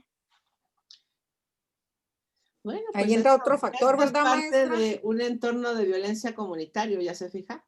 Y es que, Un perdón, generador de violencia, por eso yo les digo, el problema de la violencia contra la mujer no es un problema de las mujeres, ¿no? Es un problema social. y es que la entonces, indiferencia de los vecinos y de la gente que le rodea, pues deja en más impunidad al agresor. claro, pues lo empodera, ¿no? Entonces, en ese Exacto. sentido, Porque la mujer es se que, podría, pues la intervención de la autoridad, pues no está siendo lo efectivamente correcta, porque pues claro, dice, bueno, pues es que nosotros vamos y ya no está haciendo nada, oiga, pero yo le estoy diciendo que cuando yo le llamé lo estaba haciendo, ¿no?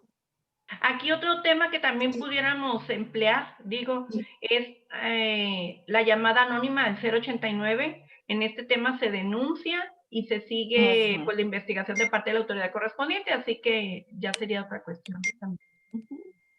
es que la señora se podría sentir apoyada si los vecinos estuvieran hablando, grabando y hablando y hablando, podría sentirse ella en cierto momento apoyada, pero si los vecinos tampoco apoyan ni hacen nada, pues es como fomentar la violencia del hombre hacia la mujer, pues. Bueno, yo digo. Pues es que socialmente esa violencia ha sido tolerada durante mucho tiempo, ¿no? Entonces, esta afectación tiene que ver también con este ejercicio de violencia también en el ámbito público, porque la violencia que ella está ejerciendo contra usted, ¿no? O sea, eso de insultarla, de amenazarla, eso también es violencia de género, ¿no? Y eso también es un delito, ¿no? Sí, exactamente fue lo que yo comenté el día de hoy. Así es. Entonces digo yo, bueno, pues pongo la denuncia correspondiente, pero ¿y si no tengo apoyo de los vecinos y este señor se burla más todavía? Ya ha hecho como que yo ignorar la situación a final de cuentas. Así es. Entonces, pues las Y esto es parte de lo que hemos estado hablando, la inefectividad de la intervención de la autoridad para estos casos, lo que genera es impunidad y mayor violencia.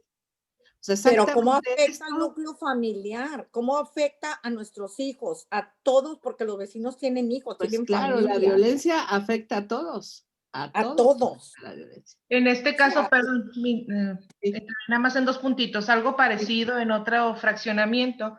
En este caso, las mujeres, al ver que llega la autoridad y no pasa nada, como comenta la maestra, pues con menos va a poder denunciar o menos va a poder salir del círculo, porque ella ve el poder que no solamente tiene él en su casa, sino el poder lo lleva hacia afuera, porque la policía no hace nada. En otro fraccionamiento pasó algo parecido y todos los vecinos firmaron hay como un comité de vecinal, ¿no? Porque son los dueños, son los propietarios. Y le solicitaron al otro propietario que sacara a los inquilinos por la seguridad de todos, o si no, iban a hacer algo en contra de ese propietario de la casa, ¿no? Pero muy independientemente de la situación de arrendamiento, la situación de violencia se sigue dando porque la víctima ve el poder que tiene pues su pareja dentro de su casa y fuera de su casa. Sí, está a tal grado que ya no se le ve la cara a ningún vecino, ¿eh? O sea, todos nos encerramos y algunos hemos comentado, ¿sabes qué? Yo le subo a la tele, yo le subo al radio y tratar de ignorar la situación. Y los niños que salían a jugar por las tardes, pues no, ya no salen porque pues les tienen miedo. Disculpe, perdón la interrupción nuevamente. Sí, adelante. ¿Está hablando aquí en Mexicali? No, es en Ensenada. Ah, ok. Ok, bueno.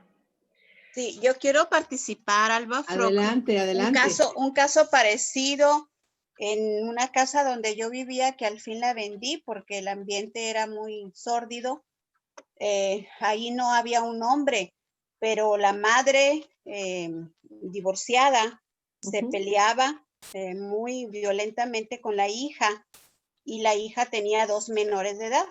El caso es de que los gritos igual llegaban hacia el exterior de la colonia y los vecinos nos enterábamos. Al principio nos encerrábamos y no queríamos oír los gritos, pero a la vez, al ser omisos, caíamos también en esa corrupción y éramos parte de la misma violencia al ser omisos. El caso es de que un día llegaron del DIF a preguntarme que sí, qué era lo que estaba sucediendo en la casa de enfrente. Yo dije, yo no denuncié nada. Pues no se preocupe, hubo una llamada anónima y estamos investigando. Somos del DIF, sabemos que hay 2 menores y que están recibiendo violencia, cuando menos oral, quizá física también, y estamos investigando. Empezaron a investigar y efectivamente los vecinos corroboramos, ¿no?, lo que estaba sucediendo, al grado de que empezaron a hacer visitas domiciliarias periódicas al domicilio. Este caso ya tiene más o menos 5 años. Los niños que tenían 5 años ahorita han de tener 10, 11 años, pero yo sé que se controló esa violencia ahí en esa familia. Ahí las agresoras eran las mujeres. Entre ellas se afectaban a los niños. Entonces no hay que quedarnos callados ni calladas. Los vecinos tienen que tomar conciencia de la violencia ya comunitaria, ¿no?, que ha trascendido. Las llamadas anónimas son muy buenas, hay que insistir. Hagan tantas como sean necesarias para parar esa violencia. Y también al MP tienen que denunciar esa situación. ¿Por qué? Porque puede suceder una desgracia, que ojalá no suceda, ¿no? Sí, es parte de esto que decíamos, como en el contexto comunitario y en el contexto generalizado hay un alto nivel de tolerancia a este tipo de conductas, ¿no? Y un poco es decir, bueno, pues es que está en su casa y una idea de que en su casa puede hacer lo que quiera, ¿no? O sea, esta parte es como la complicación de tener también estos niveles de tolerancia, ¿no? Y sobre todo en regímenes de condominio, donde se supone que hay un reglamento, donde se supone que incluso los que rentan, ¿no?, sus propiedades tienen que cumplir con ciertos requisitos, ¿no? Y entonces, si no se hace responsable la persona que directamente está ejerciendo la violencia, pues una solución también sería hacer responsable a quien es el propietario del bien. Así ¿no? es. Porque ahí se está creando digamos, un riesgo generalizado para la comunidad que está ahí, ¿no?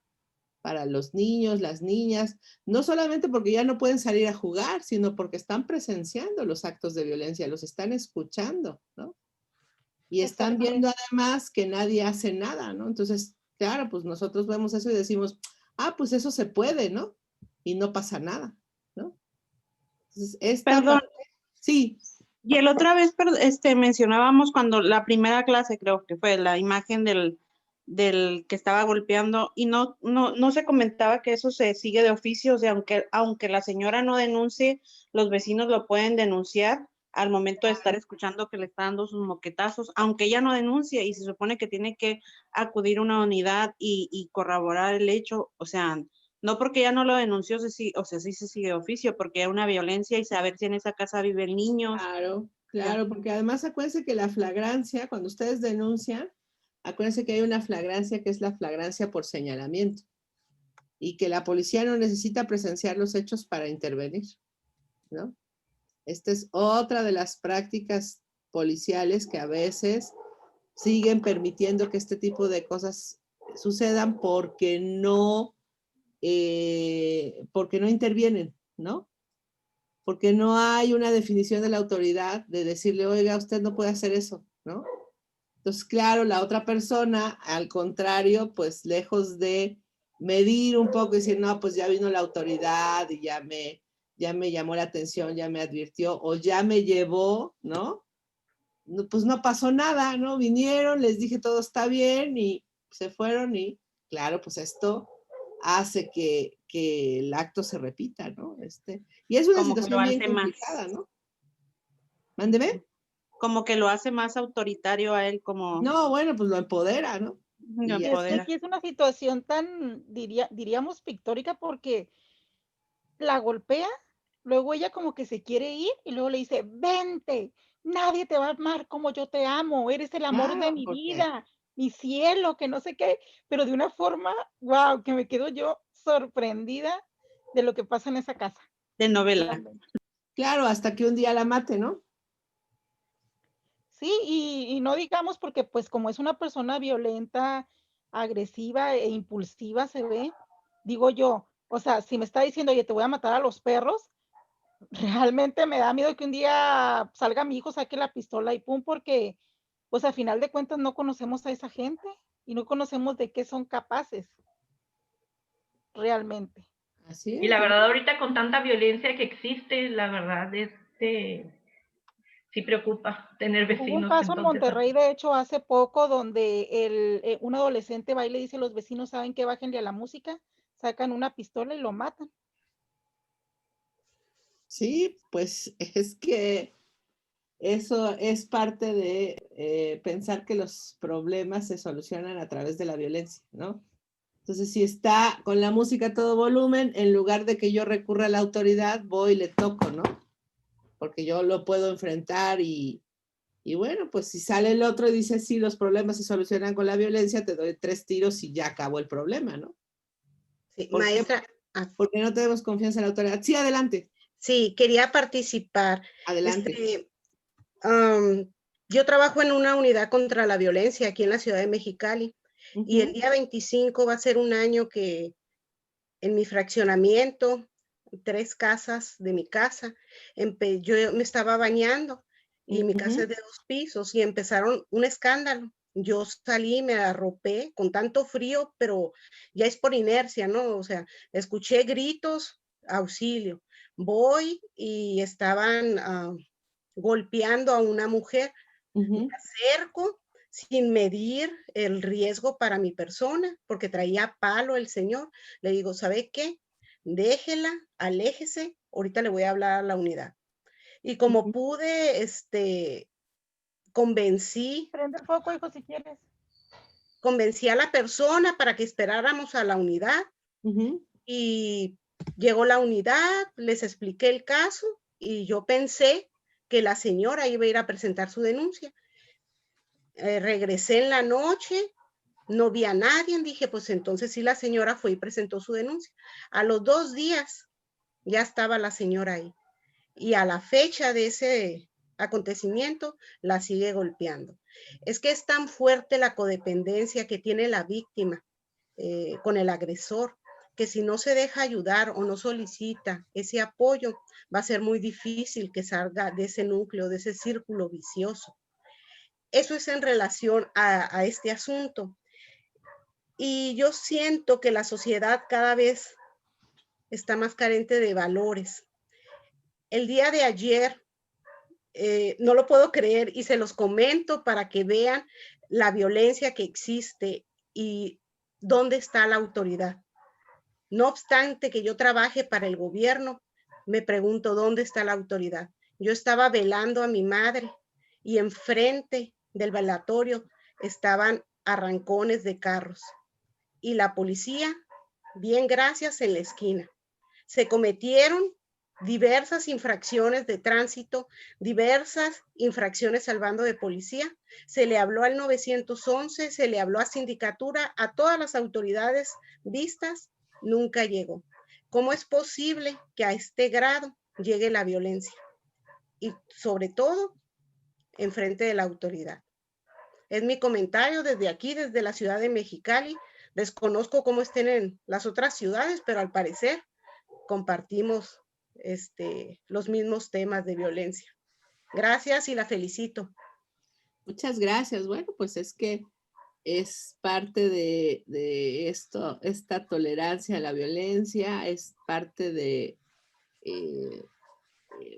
pues que la autoridad no hace una intervención oportuna o no tiene un modelo adecuado de atención integral, ¿no? Y entonces el abordaje a la víctima no es el adecuado, ¿no? De tal suerte que pues si no hay nada que puedan hacer por la víctima, porque le dicen, es que no tienes dónde quedarte, y ella dice, no, pues no tengo. Es que vamos al refugio y pues la víctima a lo mejor no quiere ir al refugio, ¿no? Que también está en su derecho. Entonces, ¿qué hacer? ¿Cómo dar seguimiento? ¿No? Y entonces, ¿cómo las medidas de protección? Eso, todo esto tendría que analizarse qué es lo que no está funcionando, porque cada vez que una mujer que llega hasta la denuncia y vuelve con el agresor, desde mi perspectiva, yo les digo que quien está fallando ahí es la autoridad, ¿eh? O sea, quien no está haciendo una intervención correcta es la autoridad, ¿no? Y entonces esa parte también tiene que ver con una parte de responsabilidad, ¿no? Entonces, bueno, híjole, hay muchos comentarios en el chat. Dice Ana Ferreiro, el machismo cree en los hombres que las mujeres somos de su propiedad y que las mujeres estamos hechas para las cosas del hogar, la cocina, los hijos. Y lo peor que aún en la actualidad así vivimos, sobre todo en las regiones más marginadas de nuestro país. Así es, pero bueno, en el caso de la violencia por razón de género contra la mujer, no solamente es en las regiones más marginadas, desafortunadamente está en todos los niveles sociales, ¿no? Paola nos dice, es muy lamentable el nuevo sistema en donde muchos casos de denuncia por violencia familiar y tienen que pagar la reparación del daño, así se soluciona el daño que queda claro, porque es esta idea de que podemos resolver muchos casos de violencia familiar si llegamos a suspensiones condicionales, donde se repara el daño y solo se paga una indemnización. El problema que yo le veo a eso, desde mi punto de vista, compartido por algunas otras expertas en el tema, es que primero, no estamos conociendo realmente la dinámica de la violencia que se está ejerciendo, porque no se está documentando adecuadamente. Segundo, parece que pues, los problemas de la justicia se solucionan con dinero, ¿no? Y tercero, ¿qué va a pasar cuando el cuello de botella se haga de nuevo con los reincidentes, los cuales ya no pueden acceder, ¿verdad?, a una suspensión condicional a proceso, ¿no? Entonces, esta solución que están dando, porque claro, el delito de violencia familiar es uno de los que más se denuncia. Yo creo que debe, dependiendo del estado, debe tener como el segundo, tercer o cuarto lugar, dependiendo el estado y el mes del año, ¿no? Entonces, pues claro, son números que se tienen que bajar, ¿no? Y pues así han encontrado una solución de hacerlo, pero a mí me parece que es un camino equivocado. Se los digo yo porque he presenciado audiencias donde hay una violencia que desde mi punto de vista era incluso una violencia feminicida, que ha sido catalogada como violencia familiar y donde han dejado a la persona en suspensión condicional a proceso y ha pagado indemnización de reparación del daño, que generalmente son las 8 o 10 consultas con psicólogo, la tarifa que se supone cobran y es el dinero que le entregan, ¿no? Y entonces me parece que no estamos atendiendo. Y además el otro problema que tenemos es que no hay registro de la violencia, porque acuérdense que eso ya no queda como antecedente. Una vez que se cumple con lo establecido para el tiempo y las condiciones que se pusieron para la suspensión condicional, pues es un delito que no se registra, ¿no? Licenciada, si me permite. Sí, adelante. Gracias. Y sobre todo, muy alarmante también el hecho de que ahorita con la pandemia, pues menos cuenta nos damos de la situación que prevalece pues al interior de familias donde están sufriendo violencia. O sea, este es otro punto también, ya le llaman hasta la doble pandemia, a la violencia familiar y al tema esto del COVID, porque de verdad que según las cifras que muestran las autoridades, va en aumento ese tema de la violencia en este tiempo de pandemia. Así es. Bueno, la violencia por razón de género ya había sido decretada como pandemia mundial por la Organización Mundial de la Salud hace ya algunos años, ¿eh? O sea, está catalogada como una pandemia porque además si usted cuenta el número de mujeres que mueren asesinadas en el mundo, pues representan un porcentaje importante. Entre eso y las mujeres desaparecidas, ¿no? Que cada vez se incrementa más la cifra, pues la Organización Mundial de la Salud estableció que la violencia por razón de género es una pandemia, ¿no? debe atenderse como tal, pero bueno, estamos viendo que parece ser que nunca acabamos de convencer completamente, ¿no? O sea, siempre estamos buscando la forma de organizar el discurso otra vez para decirlo, buscamos las cifras, buscamos, ¿no? Y esto es parte también de que las mujeres siempre tenemos que superargumentar para probar nuestro punto, ¿no? O sea, siempre tenemos que ofrecer más evidencias, ¿no? Y a veces algunos te exigen un nivel de evidencia que pues no podemos proporcionar, ¿no? Ana nos dice que es una codependencia que tiene la víctima. Sí, entre otras cosas, Ana, seguramente tiene muchísimas más cosas, ¿no? Claudia Estrada nos dice, ¿hasta dónde llega la violencia ejercida por el agresor? Que la No, ya no entendí. Sí estuvo fuerte, Josefina, es muy fuerte, ¿no? Es violencia física y moral, le tiró golpes, no nada más moral. Sí, pero ¿saben qué? Que los golpes que le tiró no le van a dejar marcas, entonces no le vamos a creer tampoco que le pegó cuando llegue con nosotros. Porque primero le avienta la gorra, ¿no? O sea, le da con la gorra. Y eso seguramente no le va a dejar ninguna marca. Entonces, cuando ella diga, me pegó con la gorra y me pegó con la mano, vamos a decir, bueno, ¿no? Pero lo más fuerte fue la violencia psicológica, ¿no? O sea, todo lo que la insultó y todas las cosas que le dijo, ¿no? Nos dice Georgina, dice Ana Ferreiro, es violencia física y moral. Bueno, sí, así es, la codependencia es el factor que hace que la víctima se mantenga al lado del agresor. Muchas mujeres no cuentan con redes de apoyo y no alcanzan para sacar adelante de su familia. Es un compromiso entre todos de buscar y mostrar la gama de posibilidades, así es. Acuérdense que las aíslan también, ¿no? Las distancian de su familia y de sus amigos. Y a veces la propia familia es un núcleo donde no se le comprende, ¿no? Donde le dice, pues es tu marido, tú lo escogiste, yo te advertí, mijita, que no te casaras con él, ahora ya tienes 4 hijos, ¿qué vas a hacer? Pues ni modo, aguantarlo, los hombres son así. Con el tiempo, te dije que no te casaras con uno más joven, con el tiempo vas a ver cómo se va a calmar, ya entonces ya se va a portar bien, ¿no? Bueno, todo eso tiene que ver por las razones por las cuales no puedo salir de ese círculo de la violencia, ¿no? Y además, todo el mundo dice, pero mira, es que es el papá de tus hijos, es que mira, los mantiene bien, es que, bueno, sí, es medio violento, pero es muy buen papá, ¿no? Entonces, toda esa presión está sobre las mujeres, ¿no? Imagínense cómo pueden tomar una decisión así. No es una decisión sencilla. Y esto lo platicábamos cuando yo les decía, llega el primo y nos da un golpe en la cabeza, ¿qué hacemos? Lo denunciamos, pero es el hijo de nuestra tía favorita además, ¿no? Y la tía viene y nos dice, hija, perdónale, yo voy a hablar con él, no va a pasar nada, ¿no? Y nosotros, no, lo voy a denunciar, tía. Y la tía dice, no, pero es que tú eres mi sobrina favorita, compréndeme, yo lo voy a regañar, yo voy a hablar con él y ya no va a volver a pasar. Y entonces, pues claro, no lo denunciamos al primo, ¿no? Y entonces es violencia que queda impune. Entonces, imagínense si nosotros le exigimos a las mujeres que vayan y denuncien a su marido o al papá de sus hijos o a su pareja, a la persona que se supone que la ama, ¿no? También con este rollo de la idea del amor romántico y toda esa historia que nos cuentan, ¿no? Pues ahí tiene. Licenciada, el tema de los recursos económicos o el nivel económico, ¿tiene que ver? Sí tiene que ver porque es una situación de vulnerabilidad más, ¿no? Pero no es garantía de que sea el único lugar donde hay violencia. Hay violencia en todos los niveles sociales. La violencia, por eso la violencia contra la mujer es una violencia estructural, porque ocurre en todos los niveles, ¿no? Sociales y en todos los estratos, ¿no? O sea, no hay limitación. Sufrimos violencia en todos lados, ¿no? Las violencias se van adaptando y van cambiando, ¿no? Una de las cosas, por ejemplo, que sufrimos las mujeres profesionistas es este tipo de violencia llamado el techo de cristal, ¿no? Es decir, que por más estudios que tengamos, por más inteligentes que seamos en nuestras áreas, solo tenemos un tope, ¿no?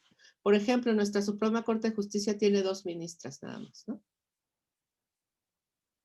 Porque alguien decidió que esos eran los lugares que merecíamos las mujeres, ¿no? Y desde hace mucho tiempo solo hay 2.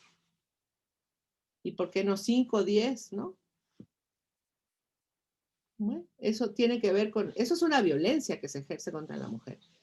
Por ejemplo, seguimos ganando menos que los hombres aunque hagamos el mismo trabajo, ¿no? Más o menos la brecha salarial es de entre el 15%, la mínima, y máxima hasta el 35%, y en algunos lugares es hasta del 50%.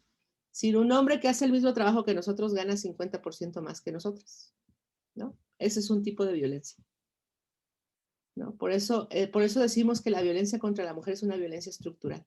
Porque la sociedad, acuérdense, relaciones sociales generalizadas, la sociedad está construida sobre ese andamiaje donde hay una jerarquía entre los hombres y las mujeres, ¿no?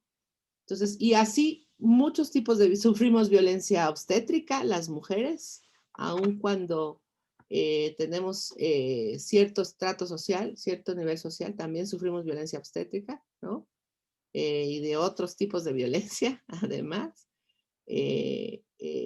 Violencia sexual, la violencia sexual es muy común, más común de lo que imaginamos, ¿no? Es violencia sexual, por ejemplo, que estemos teniendo relaciones sexuales y él se quita el condón porque no le gusta hacerlo con condón, ¿no? Eso es una violencia sexual, ¿no? Y así, y podríamos enumerar y hablar de muchos tipos de violencia. Por eso yo les digo que cruzan un umbral, ¿eh? Una vez que lo cruzan ya no hay regreso y entonces van a ir dando cuenta que muchas de las cosas que nos pasan en realidad son violencia por razón de género, ¿no? Se da uno cuenta poco a poco, por ejemplo, está uno en una reunión y la persona que dirige la reunión a todo el mundo le dice licenciado, maestro, doctor, y se voltea con uno y dice, a ver, mija, ¿tú qué quieres, no? ¿No? Ese es un tipo de violencia, ¿no? Es un tipo de violencia institucional. Cuando nos dicen, por ejemplo, que presentamos propuestas de cambio legislativo, nos dicen que vamos a provocar una desestabilización del sistema jurídico y que todo se va a caer por nuestra culpa, eso es violencia. Eso es violencia, ¿no? Entonces, y poco a poco vamos identificando, ¿no? Entonces, yo quería mostrarles también este otro video que parece como, hasta parece como divertido. A ver si lo tengo aquí.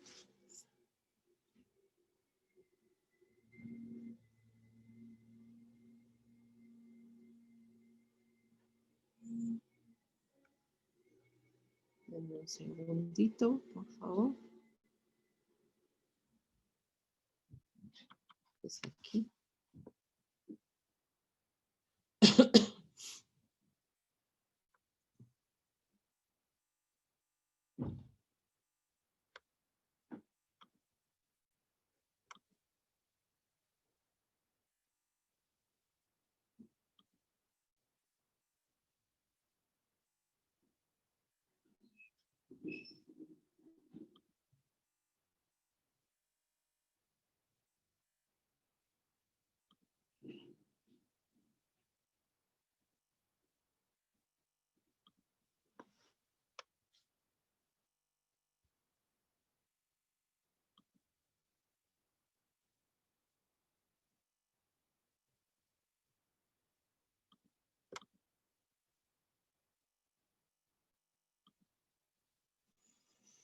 A ver si nos da tiempo porque ya nos quedan unos minutitos. Déjenme ver si lo puedo abrir. Y si es este.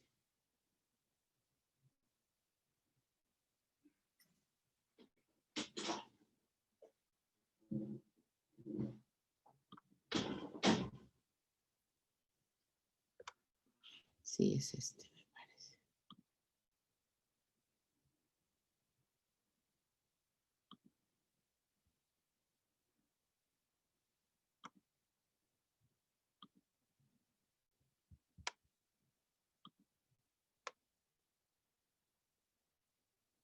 ¿Cuál es tu teoría? No, yo creo que se la levantaron para violarla, no tengo ninguna duda. ¿Qué tío es? O sea, no, 3 de la tarde, un...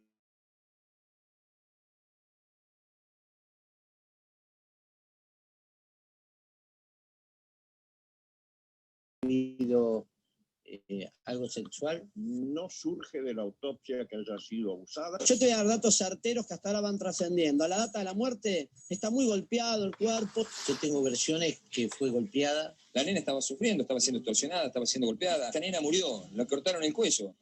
Tenía golpe por todos lados, estaba siendo maltratada. La autopsia dice, la chica no había sido maniatada, o sea, no tenía marcas en las muñecas. Estaba bien tratada. Hay una nueva pista, como se está especulando por estos minutos en diferentes medios. Nada mejor que preguntárselo al fiscal de la causa. No soy el fiscal de la causa, el fiscal de la causa es el doctor Sabolaro. Cuéntenos, ¿qué nos puede aportar en este momento?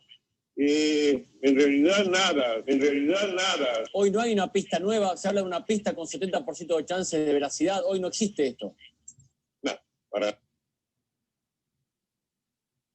Ella participaba de grupos de anime, ¿sí? Que se disfrazan de distintos... O parecidos a anime. Sí, claro, tienen nombres específicos, Sí. pero participaba. ¿Qué sospecha la policía? ¿Qué cree? Que hay un mensaje en su Facebook Exacto. de alto contenido, ¿sí? Un poco subido de tono, de alguien que pudo no haber tenido una relación, pero sí tener algún tipo de obsesión con ella. Un testimonio que surge a partir del canal Todo Noticias, una versión de Ricardo Canaletti que entrega y hace llegar al abogado de la causa Lanuse, en donde básicamente decía que había una señora que vivía en el segundo A, que escuchó una discusión, que esa discusión en tono de voz alta era entre Ángeles, la víctima, que posteriormente fue asesinada, con el padrastro, en donde la menor le criticaba al padre unos supuestos abusos sexuales. Esta persona que declaró esta versión media disparatada, en realidad fue plantada y que esta persona recibió dinero. Una chica que en reiteradas ocasiones, dicho por su hermano, uno de sus hermanos, desaparecía de la casa 2, 3 días y por Facebook te mandaba, está todo bien, qué sé yo. ¿Qué esperaba que estaba haciendo? ¿Qué podía estar haciendo? ¿Llevando juguetes a algún lugar de chicos con problemas? Acá estamos hablando de drogas, alcohol, sexo. La línea argumentativa que siguió el diario Clarín, en este caso, fíjate cómo presentan a Belina. Una fanática de los boliches que abandonó la secundaria. ¿Sí? Dice, así arranca, fíjate. La vida de Melina Romero, de 17 años, no tiene rumbo. Según sus amigos, suele pasarse la mayoría del tiempo en la calle con chicas de su edad o yendo a bailar, tanto al turno matiné como a la noche con amigos más grandes. De bailanta, escuchando, viste, haciéndose, ¿cómo se llama la foto esa ahora? La selfie. La selfie, queriendo a ver si la ve Pancho Dotto y la contrata. Julián a los 12, 13 años, 14 años, y después vamos a buscar las pibas al agua, y esa noche la mataron. Pero las noches anteriores no sé si a ella, pero a las demás se la culean entre 4. Lo que le ocurrió a la nena, no vamos a abrir un juicio de valor, pero sí tenemos que aclarar que era una vida que tenía una vulnerabilidad extrema. Tenía 5 Facebook, de los cuales uno solo era el oficial, los otros eran identidades falsas. Era una nena que iba a los boliches nocturnos donde van los adultos desde los 13 años. Era una nena que había repetido sistemáticamente la secundaria hasta que la abandonó. Se la pasaba en la villa, en las villas, en los barrios de la zona y en una plaza de Martín Coronado todo el día. Bueno, ahí tienen. ¿Se acuerdan cuál era la fecha de la ¿Se acuerdan cuál era la fecha de la tesis de la honestidad y la castidad? 1969. Bueno, pues ya se fijan cómo seguimos juzgando a las mujeres así, ¿no? Bueno, esto es Argentina, pero pues si hacemos lo mismo en México, seguramente por ahí tendremos más o menos la misma información. Y esto forma parte de un estudio que se hizo sobre los medios de comunicación y la perspectiva de género. No creo que nos dé tiempo de ver el video que sigue, que es la explicación del estudio que se hizo. Pero esto también es para que midamos el nivel de... Perdón, no prendí mi video. Esto es para que veamos el nivel de cobertura que tienen los medios de comunicación. Imagínense lo que pasaría si hicieran lo contrario. Es decir, se incorporaran la perspectiva de género en sus noticias, en sus programas, ¿no? Y el impacto que esto tendría, ¿no? Y una gran responsabilidad de por qué se perpetúan estos estereotipos de género y estos prejuicios sobre las mujeres precisamente tiene que ver con los medios de comunicación, ¿no? Y cómo se transmite esa información a partir de los medios de comunicación que después también tienen su reflejo en los juicios, ¿no? Porque hay casos que se vuelven mediáticos que después tenemos un problema en los juicios. Y este es el caso, por ejemplo, de Clara Tapia, que es el caso de, que ustedes seguramente lo oyeron mejor, o lo recuerdan mejor por el caso del monstruo de Iztapalapa, ¿no? Que así fue denominado por la prensa. Incluso hubo un programa en esa época que se llamaba La historia detrás del mito, donde pusieron a Clara como un monstruo, ¿no? Eso le afectó muchísimo, porque Clara terminó siendo acusada y procesada de haber sido cómplice de la violación y el homicidio de una de sus hijas y de su nieta. Y además estaba compurgando, o estaba en prisión preventiva, perdón, junto a las otras coacusadas, que en este caso eran los familiares de el monstruo de Iztapalapa, ¿no? Que consintieron y toleraron esta violencia que él ejercía en contra de estas personas, ¿no? Entonces, imagínense nada más, no solamente hubo una revictimización, sino que además le causaron dolor y sufrimiento a Clara durante todo el tiempo que estuvo detenida, hasta que por fin consiguió la libertad. Y bueno, y una de las cosas que ahora parecen hasta como un chiste mal contado, pero si no fuera tan grave el asunto, yo creo que uno se reiría, pero el asunto es de tal gravedad que fíjense, cuando Clara consigue que la consideren víctima de violencia por razón de género, también se inicia una investigación y se judicializa el caso. Pero fíjense ustedes que la misma agente del Ministerio Público que en un lado la acusaba de haber sido la cómplice de la corrupción y violación de sus hijas y del maltrato que sufrió su hijo y el homicidio de una de sus hijas, en el otro lado presentaba la acusación de ella como víctima de violencia por razón de género. Entonces era la misma agente del Ministerio Público y entonces se preguntaban, ¿no? Los integrantes del equipo de atención, porque Clara primero recibe atención psicológica por parte de la Comisión de Derechos Humanos de la Ciudad de México. Y entonces el equipo que la estaba atendiendo y del Tribunal Superior de Justicia de la Ciudad de México también, decía, pero ¿cómo? O sea, ¿se puede desdoblar la MP o cómo hace para en un lado acusarla y en otro lado, pues, no defenderla, pero sí representarla? O sea, ¿cómo sucede eso? Bueno, pues, y de eso la Fiscalía no se daba cuenta, ¿no? O sea, era un caso tan irrelevante para ellos, ¿no? Porque Clara estaba en tal situación de vulnerabilidad que, pues, hicieron eso y a ellos les parecía normal. Bueno, estas son las cosas que suceden, ¿no? Y está súper encendido el chat, perdónenme, pero... Quiero participar, maestra. Sí, adelante, por favor, adelante, adelante. Miren, aquí en Hermosillo estamos muy compungidos y con el corazón destrozado con un caso que sucedió. La joven desapareció el 22 de noviembre y pues se dieron a la tarea de buscarla, sus familiares y el grupo de las madres buscadoras que se dedican a buscar cuerpos desaparecidos porque las autoridades no responden definitivamente. Encontraron a la joven, no sé si se aprecia, la joven hace unos cuantos días la encontraron violada, la encontraron muerta con la cara destrozada y la joven en la noche anterior había pedido ayuda a su mamá para que le cuidaran a sus dos muchachitos chiquitos, porque iba a tener una reunión con sus amigas. Y a las 11:12 de la noche se quiso regresar a su casa, pero la mamá le dijo, mijita, mejor no te regreses porque es muy noche, quédate a dormir ahí con tus amigas y tomas un taxi amaneciendo, ya que esté claro el día. La joven pidió un taxi a las 5 de la mañana. Mamá le dijo, ya voy para allá. ¿Cómo están los niños? Dormiditos.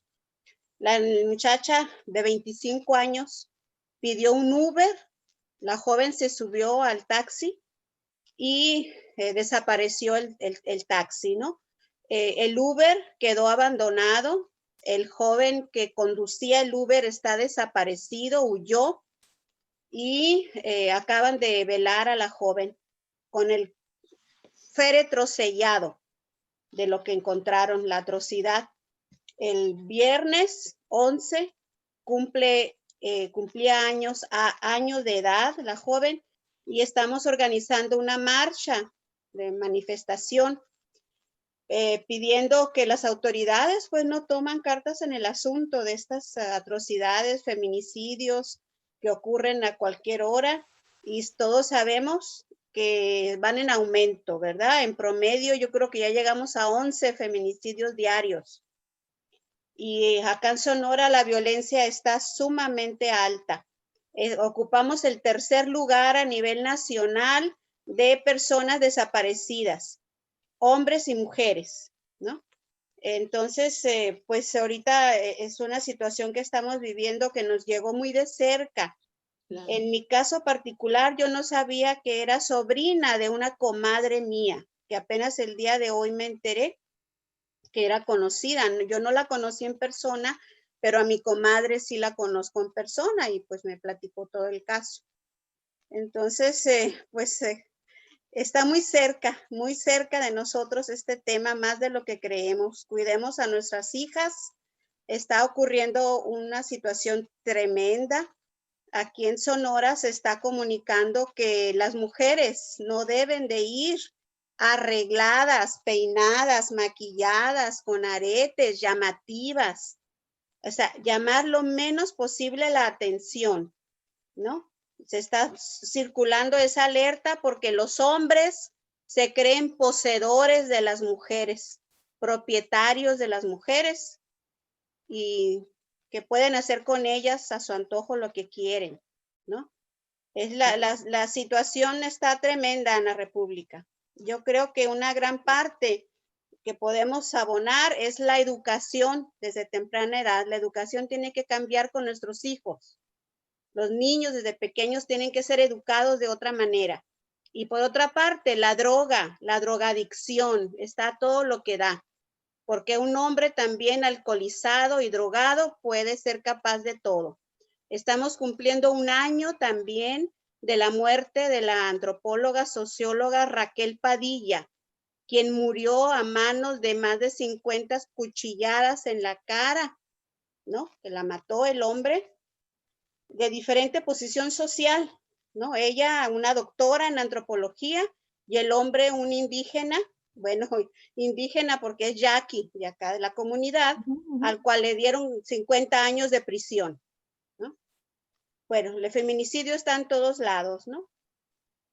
Así es, sí, es una situación terrible, por eso yo creo que no exageramos cuando afirmamos que somos sobrevivientes del feminicidio, ¿eh?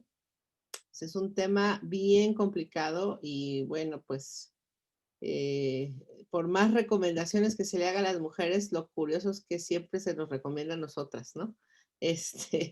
Pero más bien hay que recomendarle a los hombres que no nos violen y que no nos maten, ¿no? Más bien ellos deberían de decírseles que cuando salgan y en la calle vean a una mujer caminar, pues que no la violen y que no la maten, ¿no? Esta parte pues tendría que funcionar así, pero bueno, pues es lo que hoy está sucediendo, ¿no? Bueno, pues estos casos terribles. Híjole, otra vez me quedé con todo el chat, perdónenme. Pues no nos da mucho tiempo, ojalá que quede grabado y después podamos hacer una recopilación de la información. Y bueno, pues yo ya abusé de su tiempo, ya son las 8:05. Les agradezco muchísimo, nos vemos el día de mañana y continuamos con nuestro taller para seguir avanzando en estos temas. Muchísimas gracias, descansen.